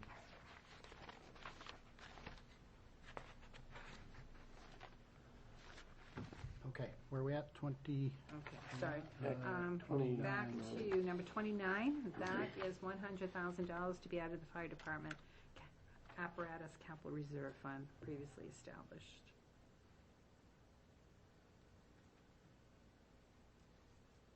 I mean, that's pretty straightforward. We can speak to that. We put a little bit in at a time, so we need to buy a $550,000 engine. You're not paying for it all at once. So there's some money there. Yeah. And that day will come. Article 30 is Main Street, 20,000. Article 31 is Christmas House, Yep. 20,000. You have received letters from all those other nonprofits that traditionally ask for money that the boards have not put on, like Red Cross, Big Brother, Big Sister, and previously boards have decided that they were only going to support the 'Cause they're truly local. local organizations. It's local, it's right here, it's Goffstown. Yeah. Because this has a direct impact on our budget. That's right. Meals for Wheels was another one, the Elderly Nutrition Program. There's all kinds of VNA. nonprofits that are VNAs Yep. that send in letters every year for funding. Yeah, Nick, did you? Well, just on the Main Street program, that had been $15,000 up until last year, and then I think it was, or Was it last year? Or the year before. When they amended it? I think it was the year before. So is there a reason why we stayed at the amended amount and not gone back to the historical amount? And if they want to amend it again, they amend it. If not, We left it the way the people have voted on it. Yeah, that article always seems to garner overwhelming support. Yeah. it was just a question. Yeah. Yeah, we left it at what the amended amount was. I don't have a problem with that. We also will probably be getting a petition article from Milfoil and Glen Lake. DES has approved, they have selected Glen Lake for a $6,700 grant Right. next year. But I guess the next step in their process, and the grant isn't coming to us, it's going to the Glen Lake Association. And that represents 40% of the cost to do a herbicide treatment. Application, yep. And there's also a dive grant that, That's unknown at this time, but that Which could be would be an additional. unanticipated, if it's unknown at this time, if it comes in, it will be unanticipated. We're not receiving it. The applicants are the Glen Lake Association. they would be looking to raise the match. Right, so they would be looking to us to raise a match. I talked to Evelyn today, and left a message with Jean, because they were inquiring, because this is through conservation, and they've been trying to assist the Right. association with the process. And I told them that in 2010, the Maskey Lake Association came to the board and kind of mapped out, okay, it's going to cost X amount of dollars to treat our lake. We're going to put in $5,000. We got NL America to put in $5,000, and we got a grant from DES for X amount of dollars. We're looking for the town to fund $23,000 that year. And that, with the board's permission, was put on, not as a petition article, as a selectman's article, and it was passed. So I gave her the language for that, so if she's looking for language as a sample, if they're looking for language, that they could use something like that if they're going with a petition article, because time has kind of run out to come and ask the board to consider this. So they probably go the petition route, because they just got notified on Right, December that's- 31st, yeah, I think so it they was, know. that they got, that program for exotic species was chosen by DES for funding. Now they just have to check on the appropriation through DES. But, so you may be getting a petition article before next Tuesday on that one. Okay.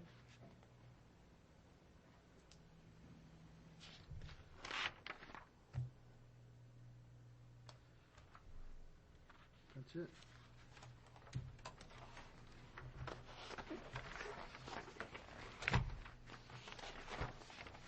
Anything else that we need to be aware of? There's still a lot of, like you say, a lot of blanks left to fill in. So. There are a lot of Well, blanks. normalize it. And hopefully, some of those blanks can be filled in after Thursday night Budget Committee meeting.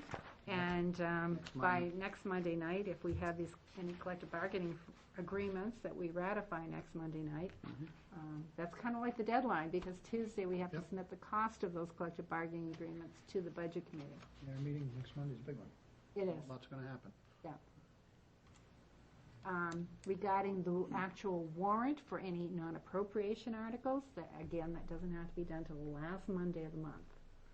So if there's any non-appropriation articles, we can add that up until that time.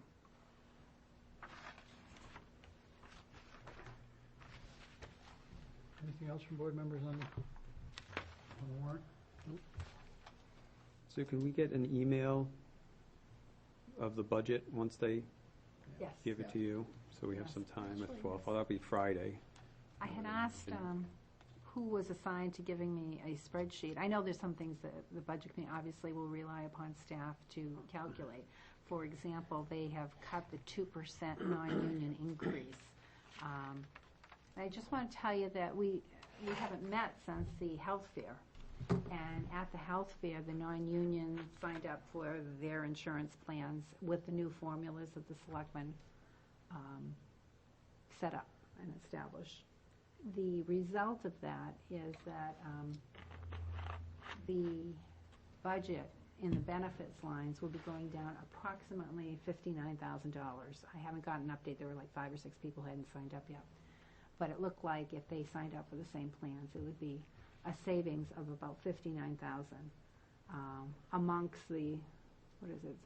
There's 42 that take insurance out of the 53 non-union 60,000, people. well, that's pretty good. So,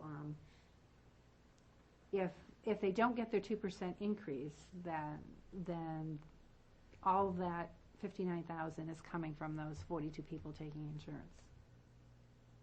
That's how much more they're paying.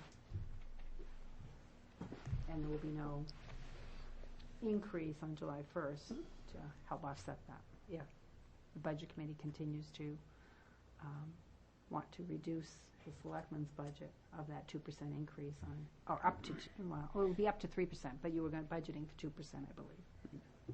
And I want to tell you that amount equals about 38,000. A 2% increase for the non-union people is about 38,000. So it was less than what their increase in insurance is, which is 59,000. Right, so what you're saying is if you included that 2%, total 2%, Mm-hmm.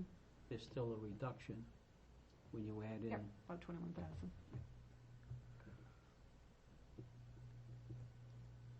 I thought it was like 19,000 per percent. Per percent, right. So you had 2% in Right, there. so 38. 38,000. Gotcha.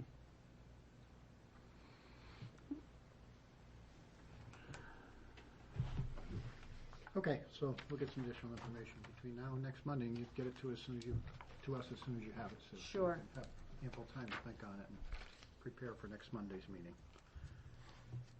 All right, thank you. Anything else? Anybody on the warrant? Okay. So that brings us to Selectmen's discussion, committee reports. We got Library, Budget Committee, and Conservation, and Parks and Rec. I got library here. It was a short meeting because I was only able to stay because I covered the Parks and Recs also.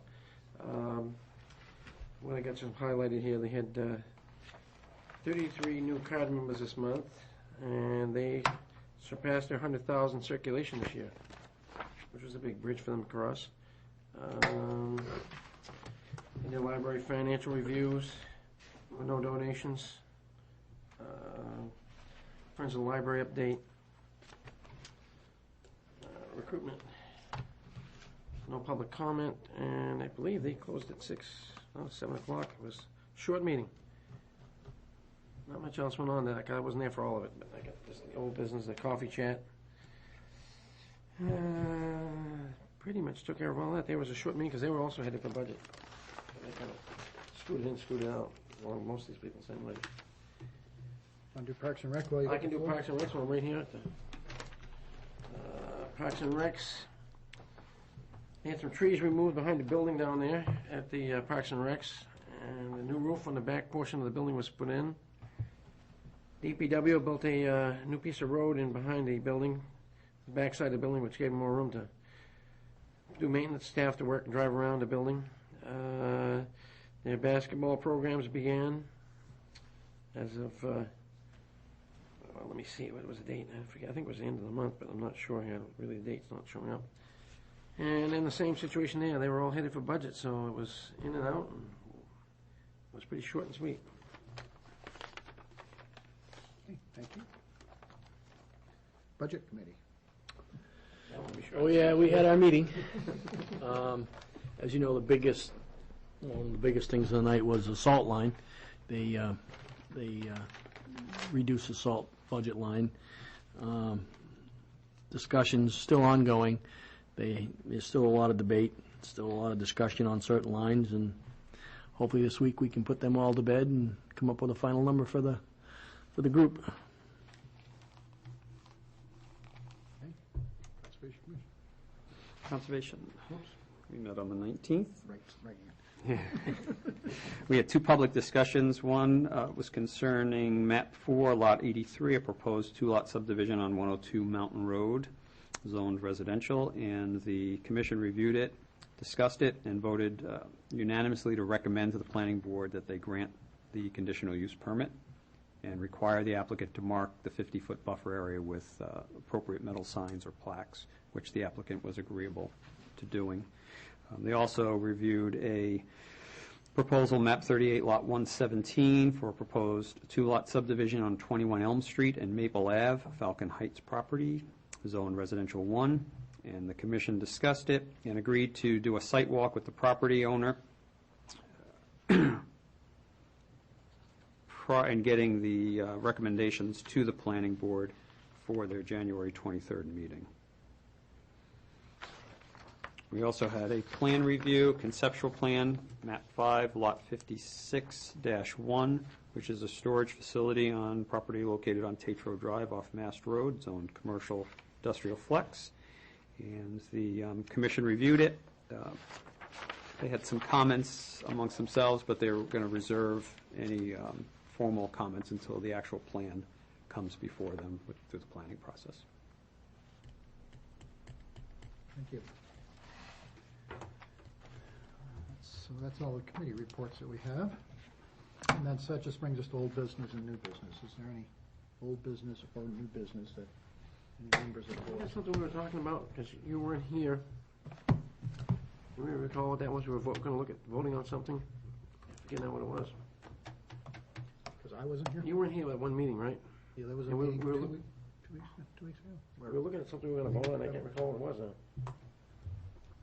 We said we were going to leave it until it came back in, then of course it was the holiday. I do remember that, and that was resolved when you Was it? came back, yes. I didn't remember if it was or not. I don't remember what it was now. So there you go. Yeah, it was in non-public. Oh, it was, okay. Oh, that's right. All right, all right. Yeah. That's right. And I have some new Yes, business. sure. Couple things. It's the first meeting of the year. Last year, throughout the year, there were various invoices that I reviewed that I kind of raised my eyebrows, and I'd like to propose to the board that we institute a policy that no taxpayer dollars be used to purchase food or drink in town. For special occasions, it can come to the board as a request. You know, we have various ceremonial things that may come up, or promotions. and we can at that time approve it with a cap. Okay.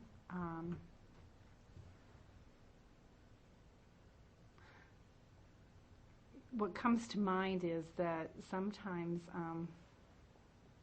some departments have used prisoners to do painting at their facility, and the only pay is they buy pizzas to feed them. Correct. And I'm not, that an I am exception? not referring to that. Okay. Because that's a payment kind of in lieu of, Right. Okay. we've done that as well in the city.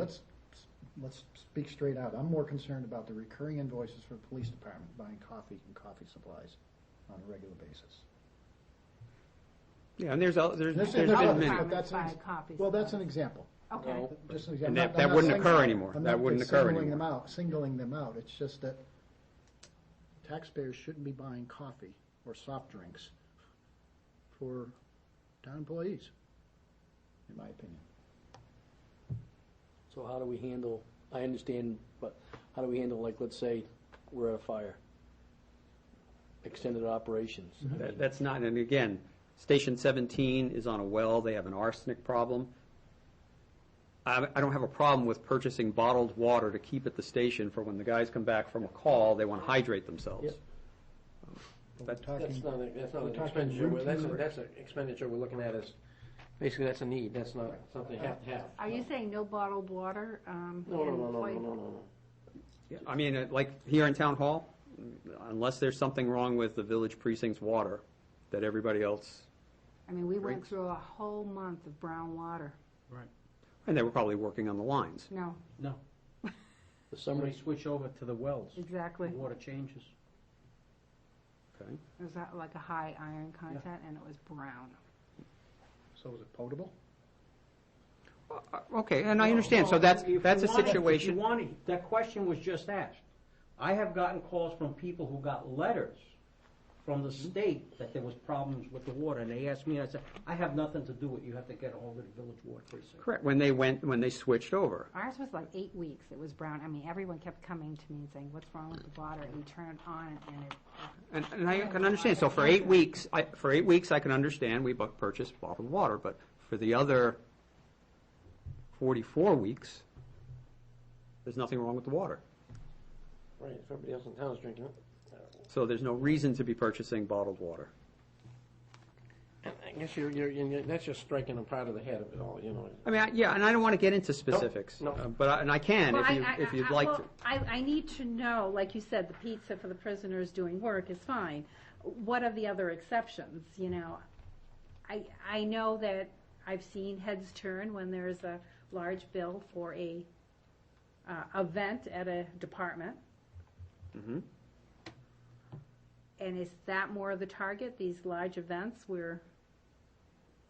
It's ongoing. I don't think it's appropriate for us to be looking in budgets and cutting here and cutting there, and yet we're purchasing food and coffee and water, and 'cause very few places do that. People have to eat, they buy It's food. hard enough for us to get a budget to cover. There were reasons in the past for why certain gatherings occurred that have now become commonplace, annual things. Receptions that we've had here, the $400. But for the routine consumption of those things, and I'll give you an example at the state, in the agency I work for, we have potable water. You don't like it because you don't like the taste of it, you're free to buy your own water. We have things called cooler clubs, where people get together and they put in their own money and they buy their own bottled water. And the people who contribute are the only ones, you know, self-policing, the only ones who use it. And I think that's the appropriate way to do it. Because it adds up. I mean, these water No, deliveries I and bring the my cooler coffee rentals. every morning to work. I don't drink coffee here.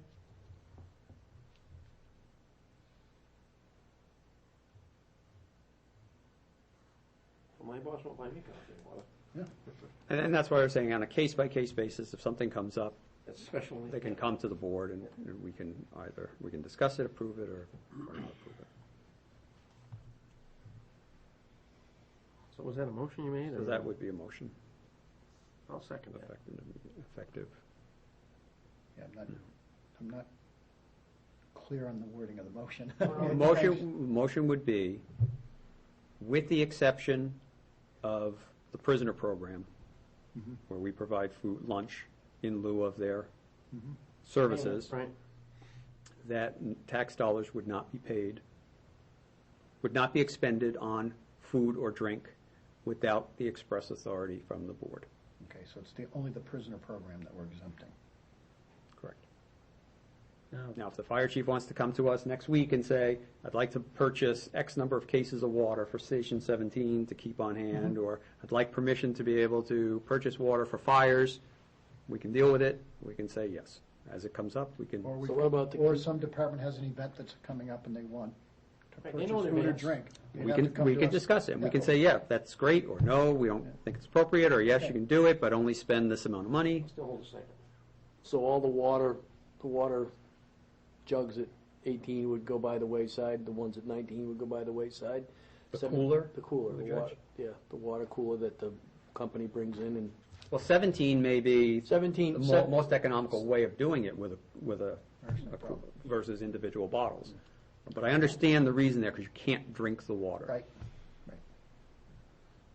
So we would need to, just so you know, if we're going to take away the bottled waters here, because they're not just for employees, all our elected and appointed officials have the water available to them. We put those in when we took the coolers out, because the coolers didn't meet requirements, and they were turning rusty and blue, and every color you can think of. So we took those bubblers out, but a public building has to have water availability for anyone who comes in. So we buy cups and let them get it from the employee lounge. Is that what we're going to do? Because I think we need to put bubblers in if we're going to take away these water things, because it has to be available in a public area. I like Nick's motion. The only thing I'd like to see is leave water in, Nick. That's it. Just, I mean, water, you know, take away the food, take away the coffee, take away the sodas, take away whatever, but leave water in, please.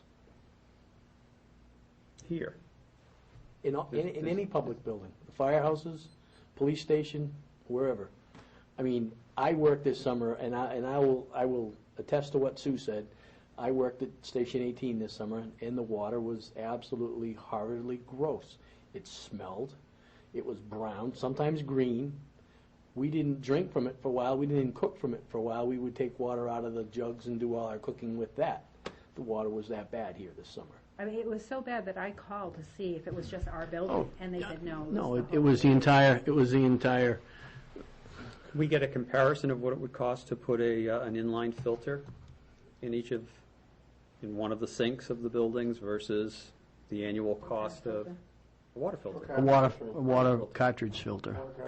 Water, Versus the annual cost of purchasing water. Would it address iron in the water, though? Yeah. I thought you Well, had you a might have an self-feeding RO, system. reverse osmosis filter for some of those. Reverse osmosis? Yeah. Would it take out iron? Most of the carbon filters will take a lot of it out anyway. It's going to take out visible iron. Yeah, It will? visible line takes it right out. If you have dissolved iron, all your Yeah. Everybody's a little facilities iron. would be turning orange, the sinks would be turning That orange. would foul your RO Yeah. filters anyways. But it doesn't take away the need to have them in out in the hallways. for the Publicly public. available. Yeah, it has to be publicly Right, we could have one there for the public use. Where? What? Outside by the restroom where we used to have I don't know if we still have it. There used to be bubblers, but they Still were, is one here. Right. still, yeah, there's still a water. there's a water, spring water. Yes, yeah. Right, that's what I'm saying, not a bubbler, I'm sorry. We could have one cooler for the public use. Oh, okay. And that would address your public. One cooler like we have right now. Bubbler, Yeah. I'm not the bubbler, yes, the cooler. the Spring. jug water, Yeah. the 5-gallon jug water. Yeah, that's purchased through a vendor. Yep, okay.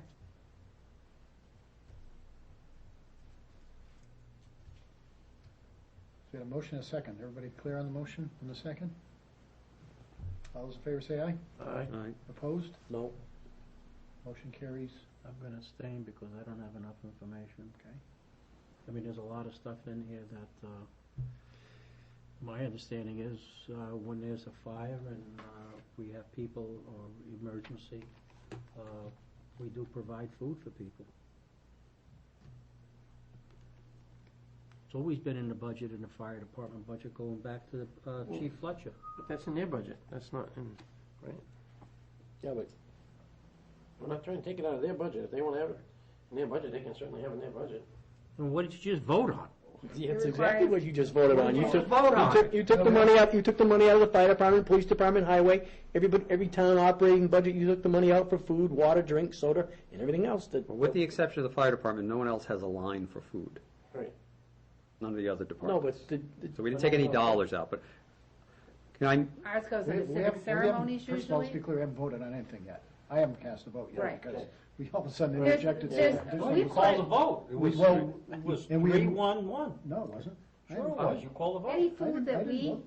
consume here at Town Hall is under civic ceremonies because it's usually related to some kind of reception, volunteer recognition, or whatever you're having, or someone is leaving service after 30 years, not an employee, I'm talking about elected appointed officials. But other than coffee we buy. Because we offer it to everyone, elected and appointed officials. So if employees are gonna buy their own coffee, it's not gonna be available as a comfort for anyone else. I mean, people will go up in meetings and then grab a cup of coffee sometimes, or make a cup of coffee. It's always been that open, but if it's not going to be purchasing. most places Won't be open. will set up a kitty. Yep. Employees will purchase it, and there's a can, and if someone wants to come in and get a cup of coffee, they put their 50 cents in, and they take the little, Or you bring your own Coffee or- coffee, or you bring your own water.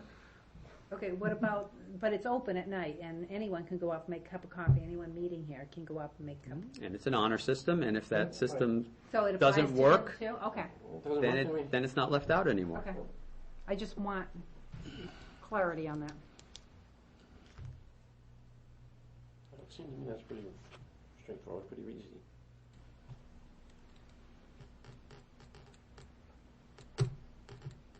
Is the motion changed at all? The motion changed it all or not? I mean, Well, if you- there I mean, were some I'll read, exceptions. I'll ask to reconsider it, and I'll clarify it to apply to non-emergency or emergency responders. But, I mean, again, fire chief can come in here next week and say, I'd like to have permission I'm putting on to do independent. this. Yeah. When we have fires, can I get food for the responders, or can I get food if we have 15 people displaced? Well, who's he gonna ask at 2 o'clock in the morning when there's a fire, Nick? Well, he said he Well, I was would going say he to wouldn't amend it for wait until that. permission needed Okay, for yeah. for non-emergencies. Permission's going to be required of the Board of Selectmen for non-emergencies. Correct, and I would assume you're going to put out your summary tomorrow, Yes. and as soon as every department head gets it, they're going to formulate in their head all the How they're different gonna do it. situations that's going to affect them, and we'll be hearing from them very quickly. I just got a page from Chief O'Brien.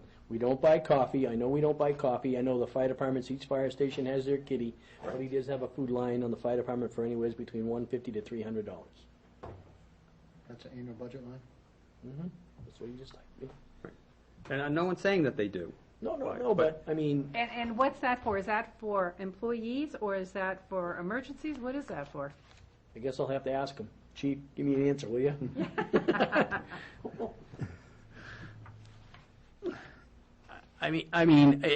That was for, as I remember, it, special occasions. We have training, we have a building burn, we have a special all-day class. I can remember Captain Tower getting permission from the chief, go out and buying the food and bringing the food back for the,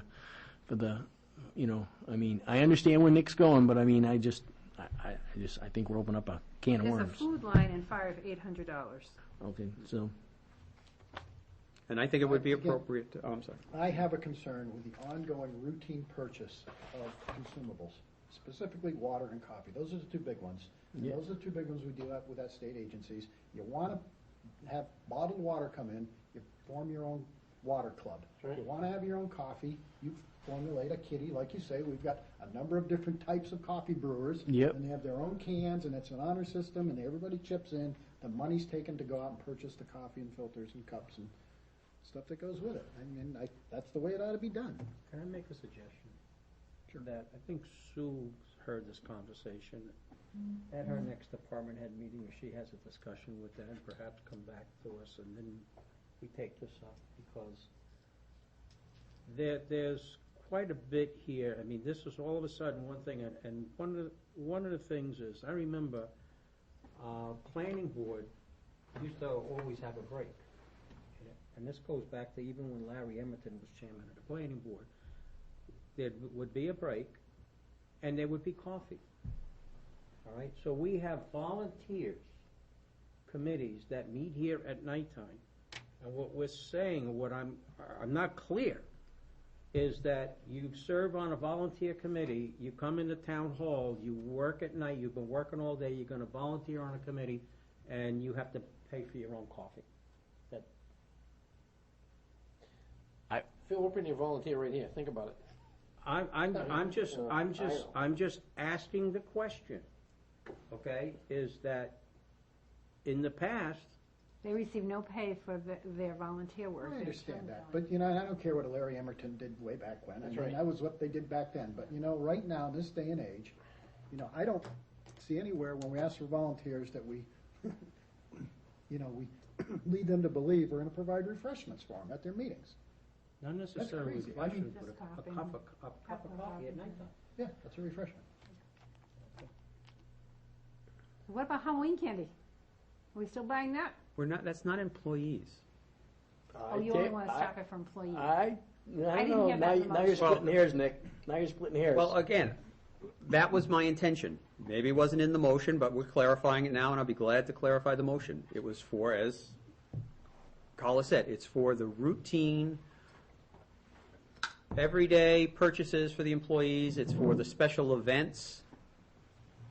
It's for, but when we're talking about volunteers, when we're talking about an emergency scene, we're talking about the prisoners, that is not, I don't think there is a resident who would say, yep, we're getting X number of hundreds of dollars of painting services, and we have to provide a sub to the prisoner that thinks that's a bad thing to do.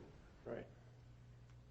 But I think on a routine basis, spending $400 for a reception when we hire a new employee there are people that would think that's excessive.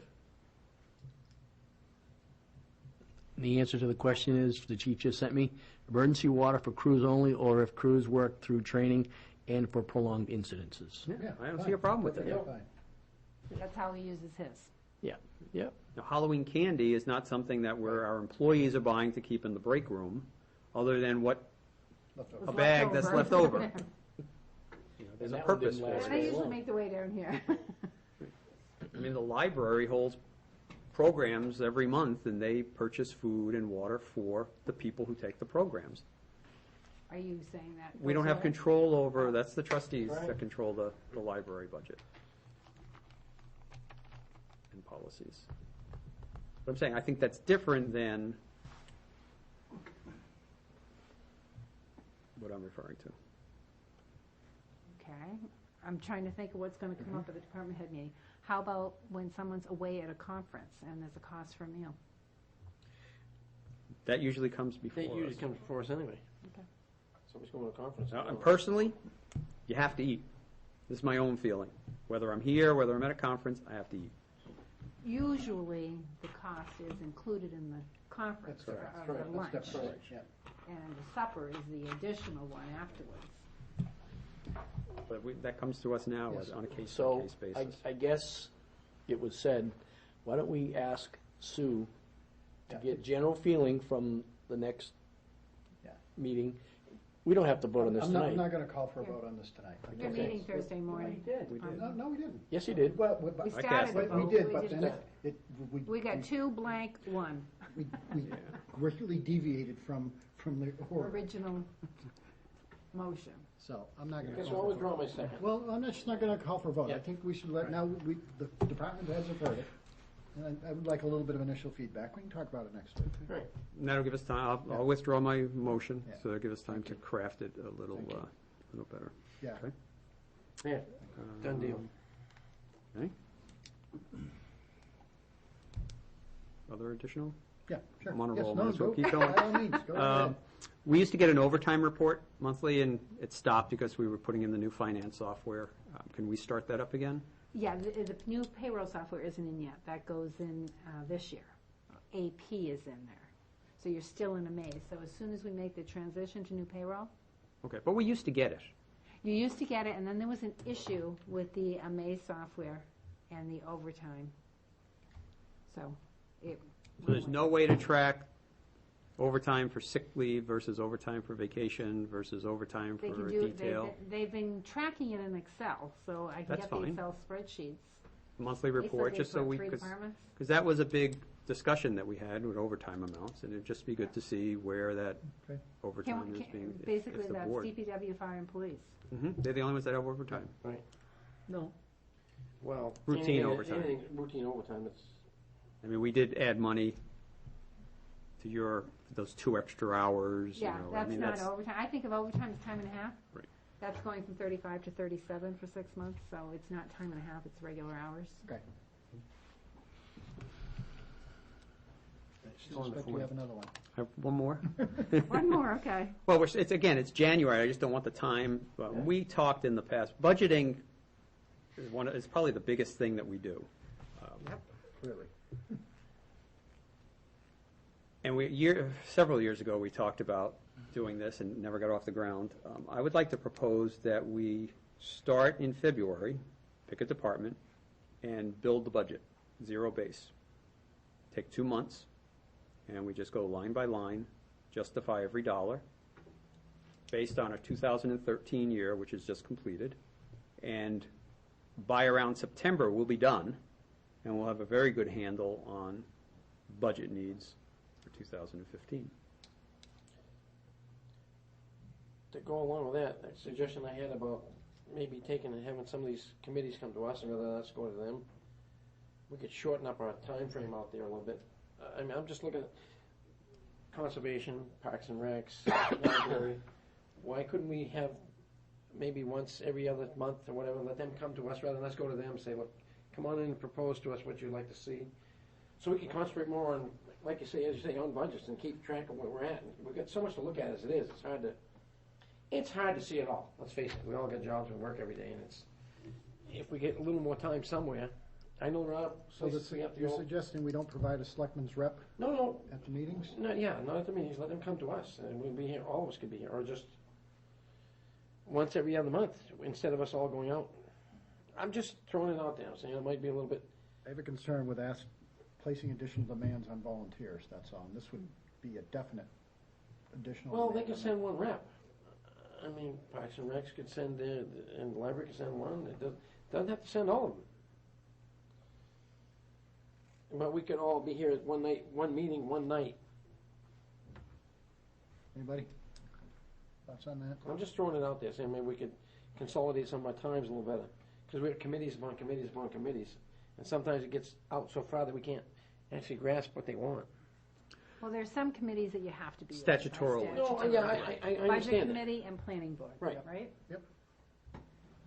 How about if we approach some of those commissions and pose them and say, would you be opposed to, it doesn't have to be every month, but when items are coming up, we would have a special night where they would come in and inform the board on what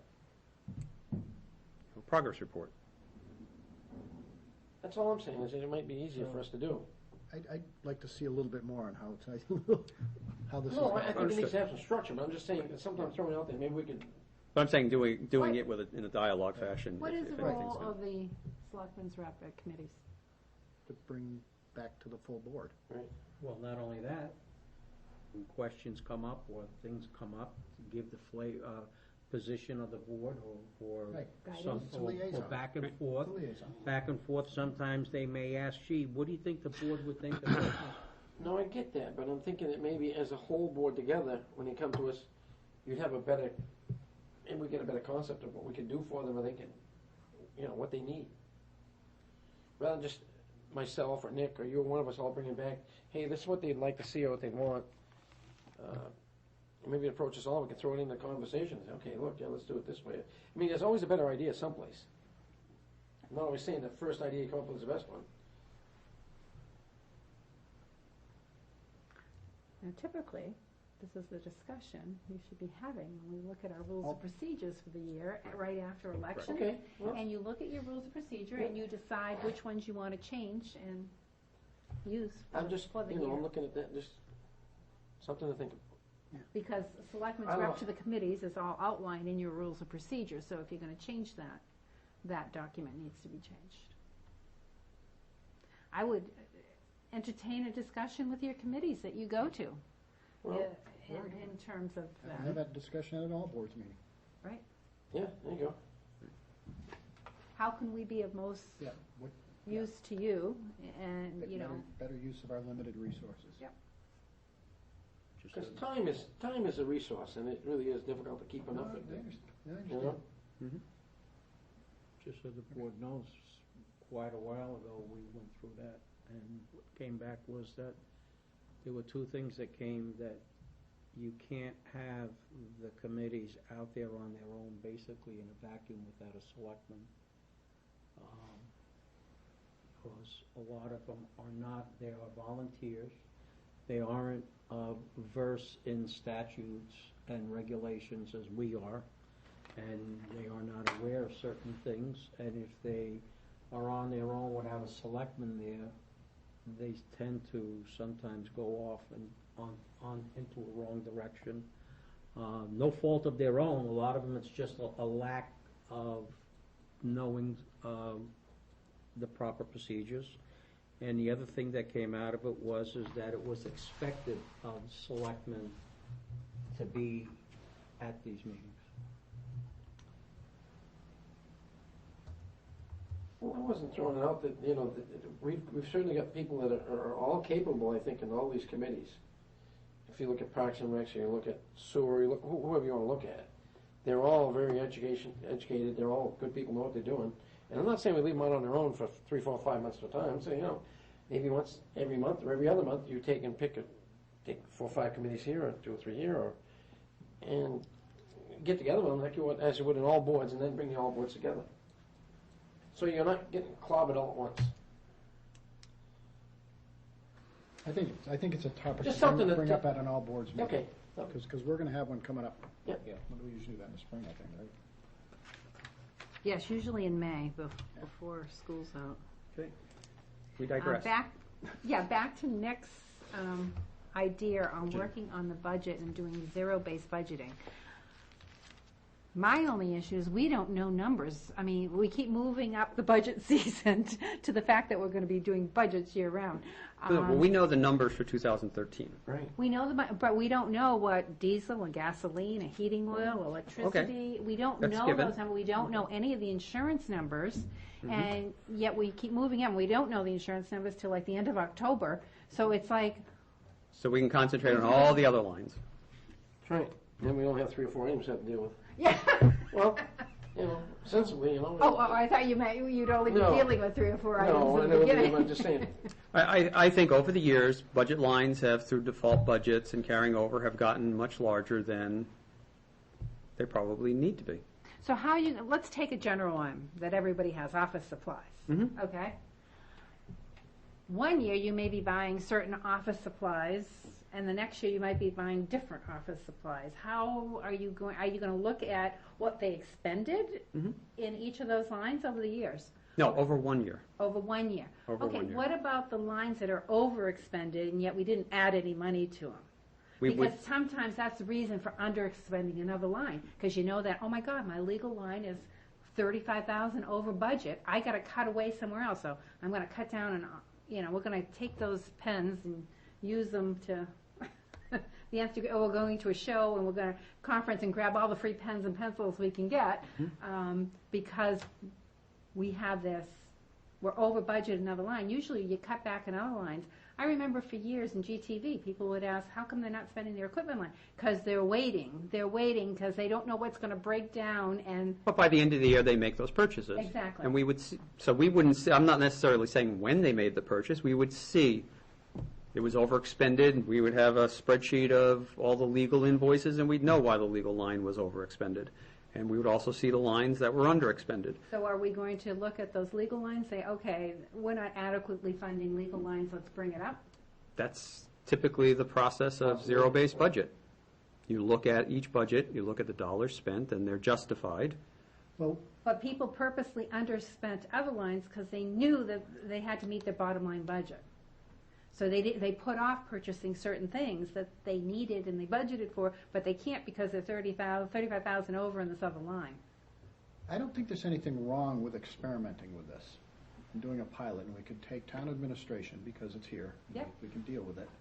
And use that as a pilot. Let's go through that process, see what it looks like, see what it feels like, see how it's different from the way we do things. I mean, See if it fits. I can tell you that you know what I mean? we have the detail that's in every line. Right. Okay? That isn't in the financial software because it would just burden that software. It's in an Excel spreadsheet. So every single line has what we use it for, what we purchase or what the intent is. It would be the actual purchase. But like I said, actuals will be deferred to make up for the overage in another line. Right. How do you go But by that? that's during the budget process Right. where the department head makes the argument for why a particular line needs to either be increased or decreased. Where the zero-based budget process that I'm talking about is a review of the year past.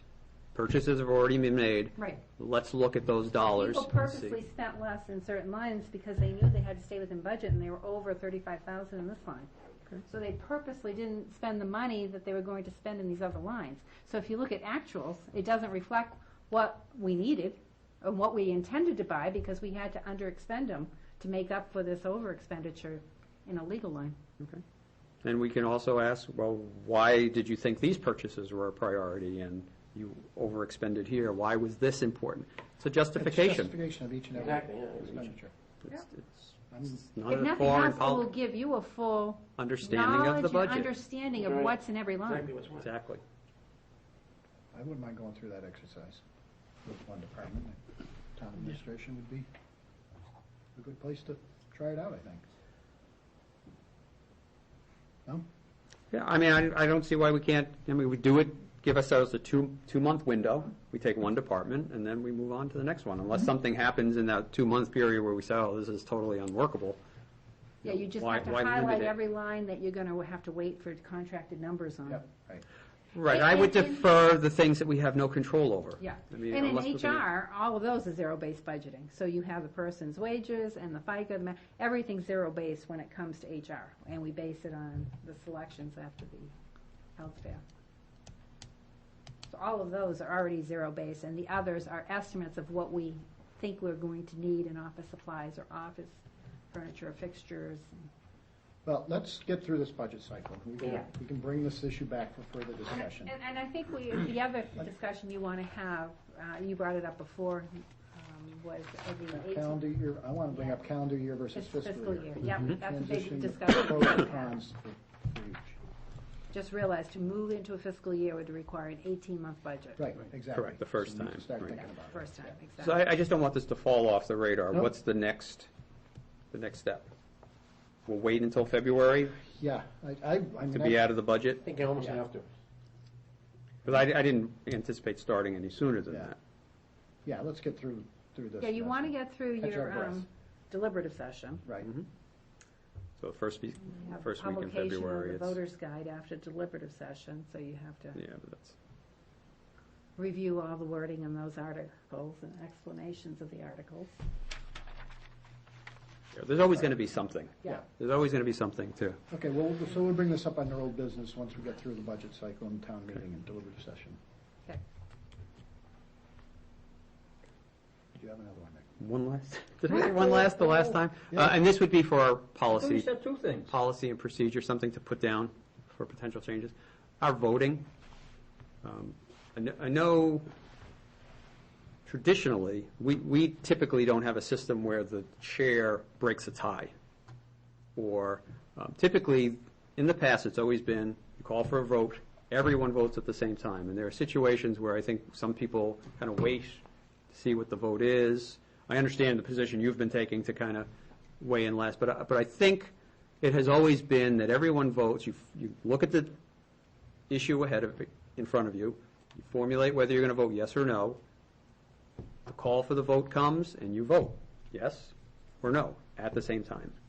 So that would be something I think we should put into, I know we do address abstaining only if you have a reason to, that you should be voting on everything, not abstaining. We have some references to voting, but I think they're, just to make it clear in future boards when Again, that The would go makeup is in different. your Rules of procedure. rules of procedures, that's what I was bringing, yes, Yeah, as wind up. as something to be put into our rules of procedure, as a draft.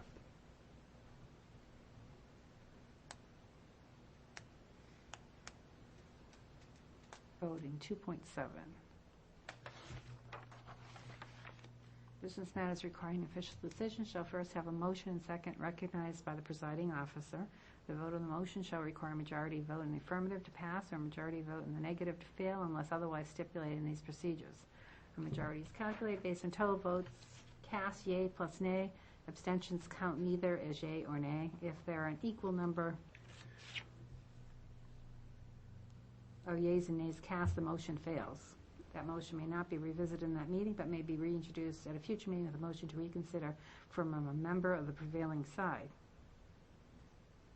The names of members voting yea, nay, and abstain shall be recorded in the minutes for all votes. That's all that voting says.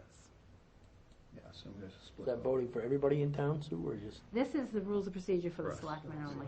And I thought there's something in there that talks about it's expected that members would not abstain unless they have a specific reason, like you not having enough information Or you weren't at the meeting. being, or not, Right. exactly. But in general, it's expected that everyone would cast a vote, yea or nay. Is that the last thing going? One more, no.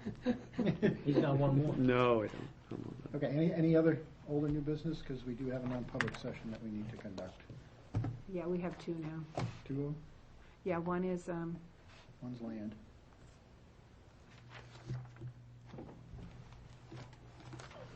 the detention ponds, by the way, Tyler Drive and Maple Ave, that were to be done next year.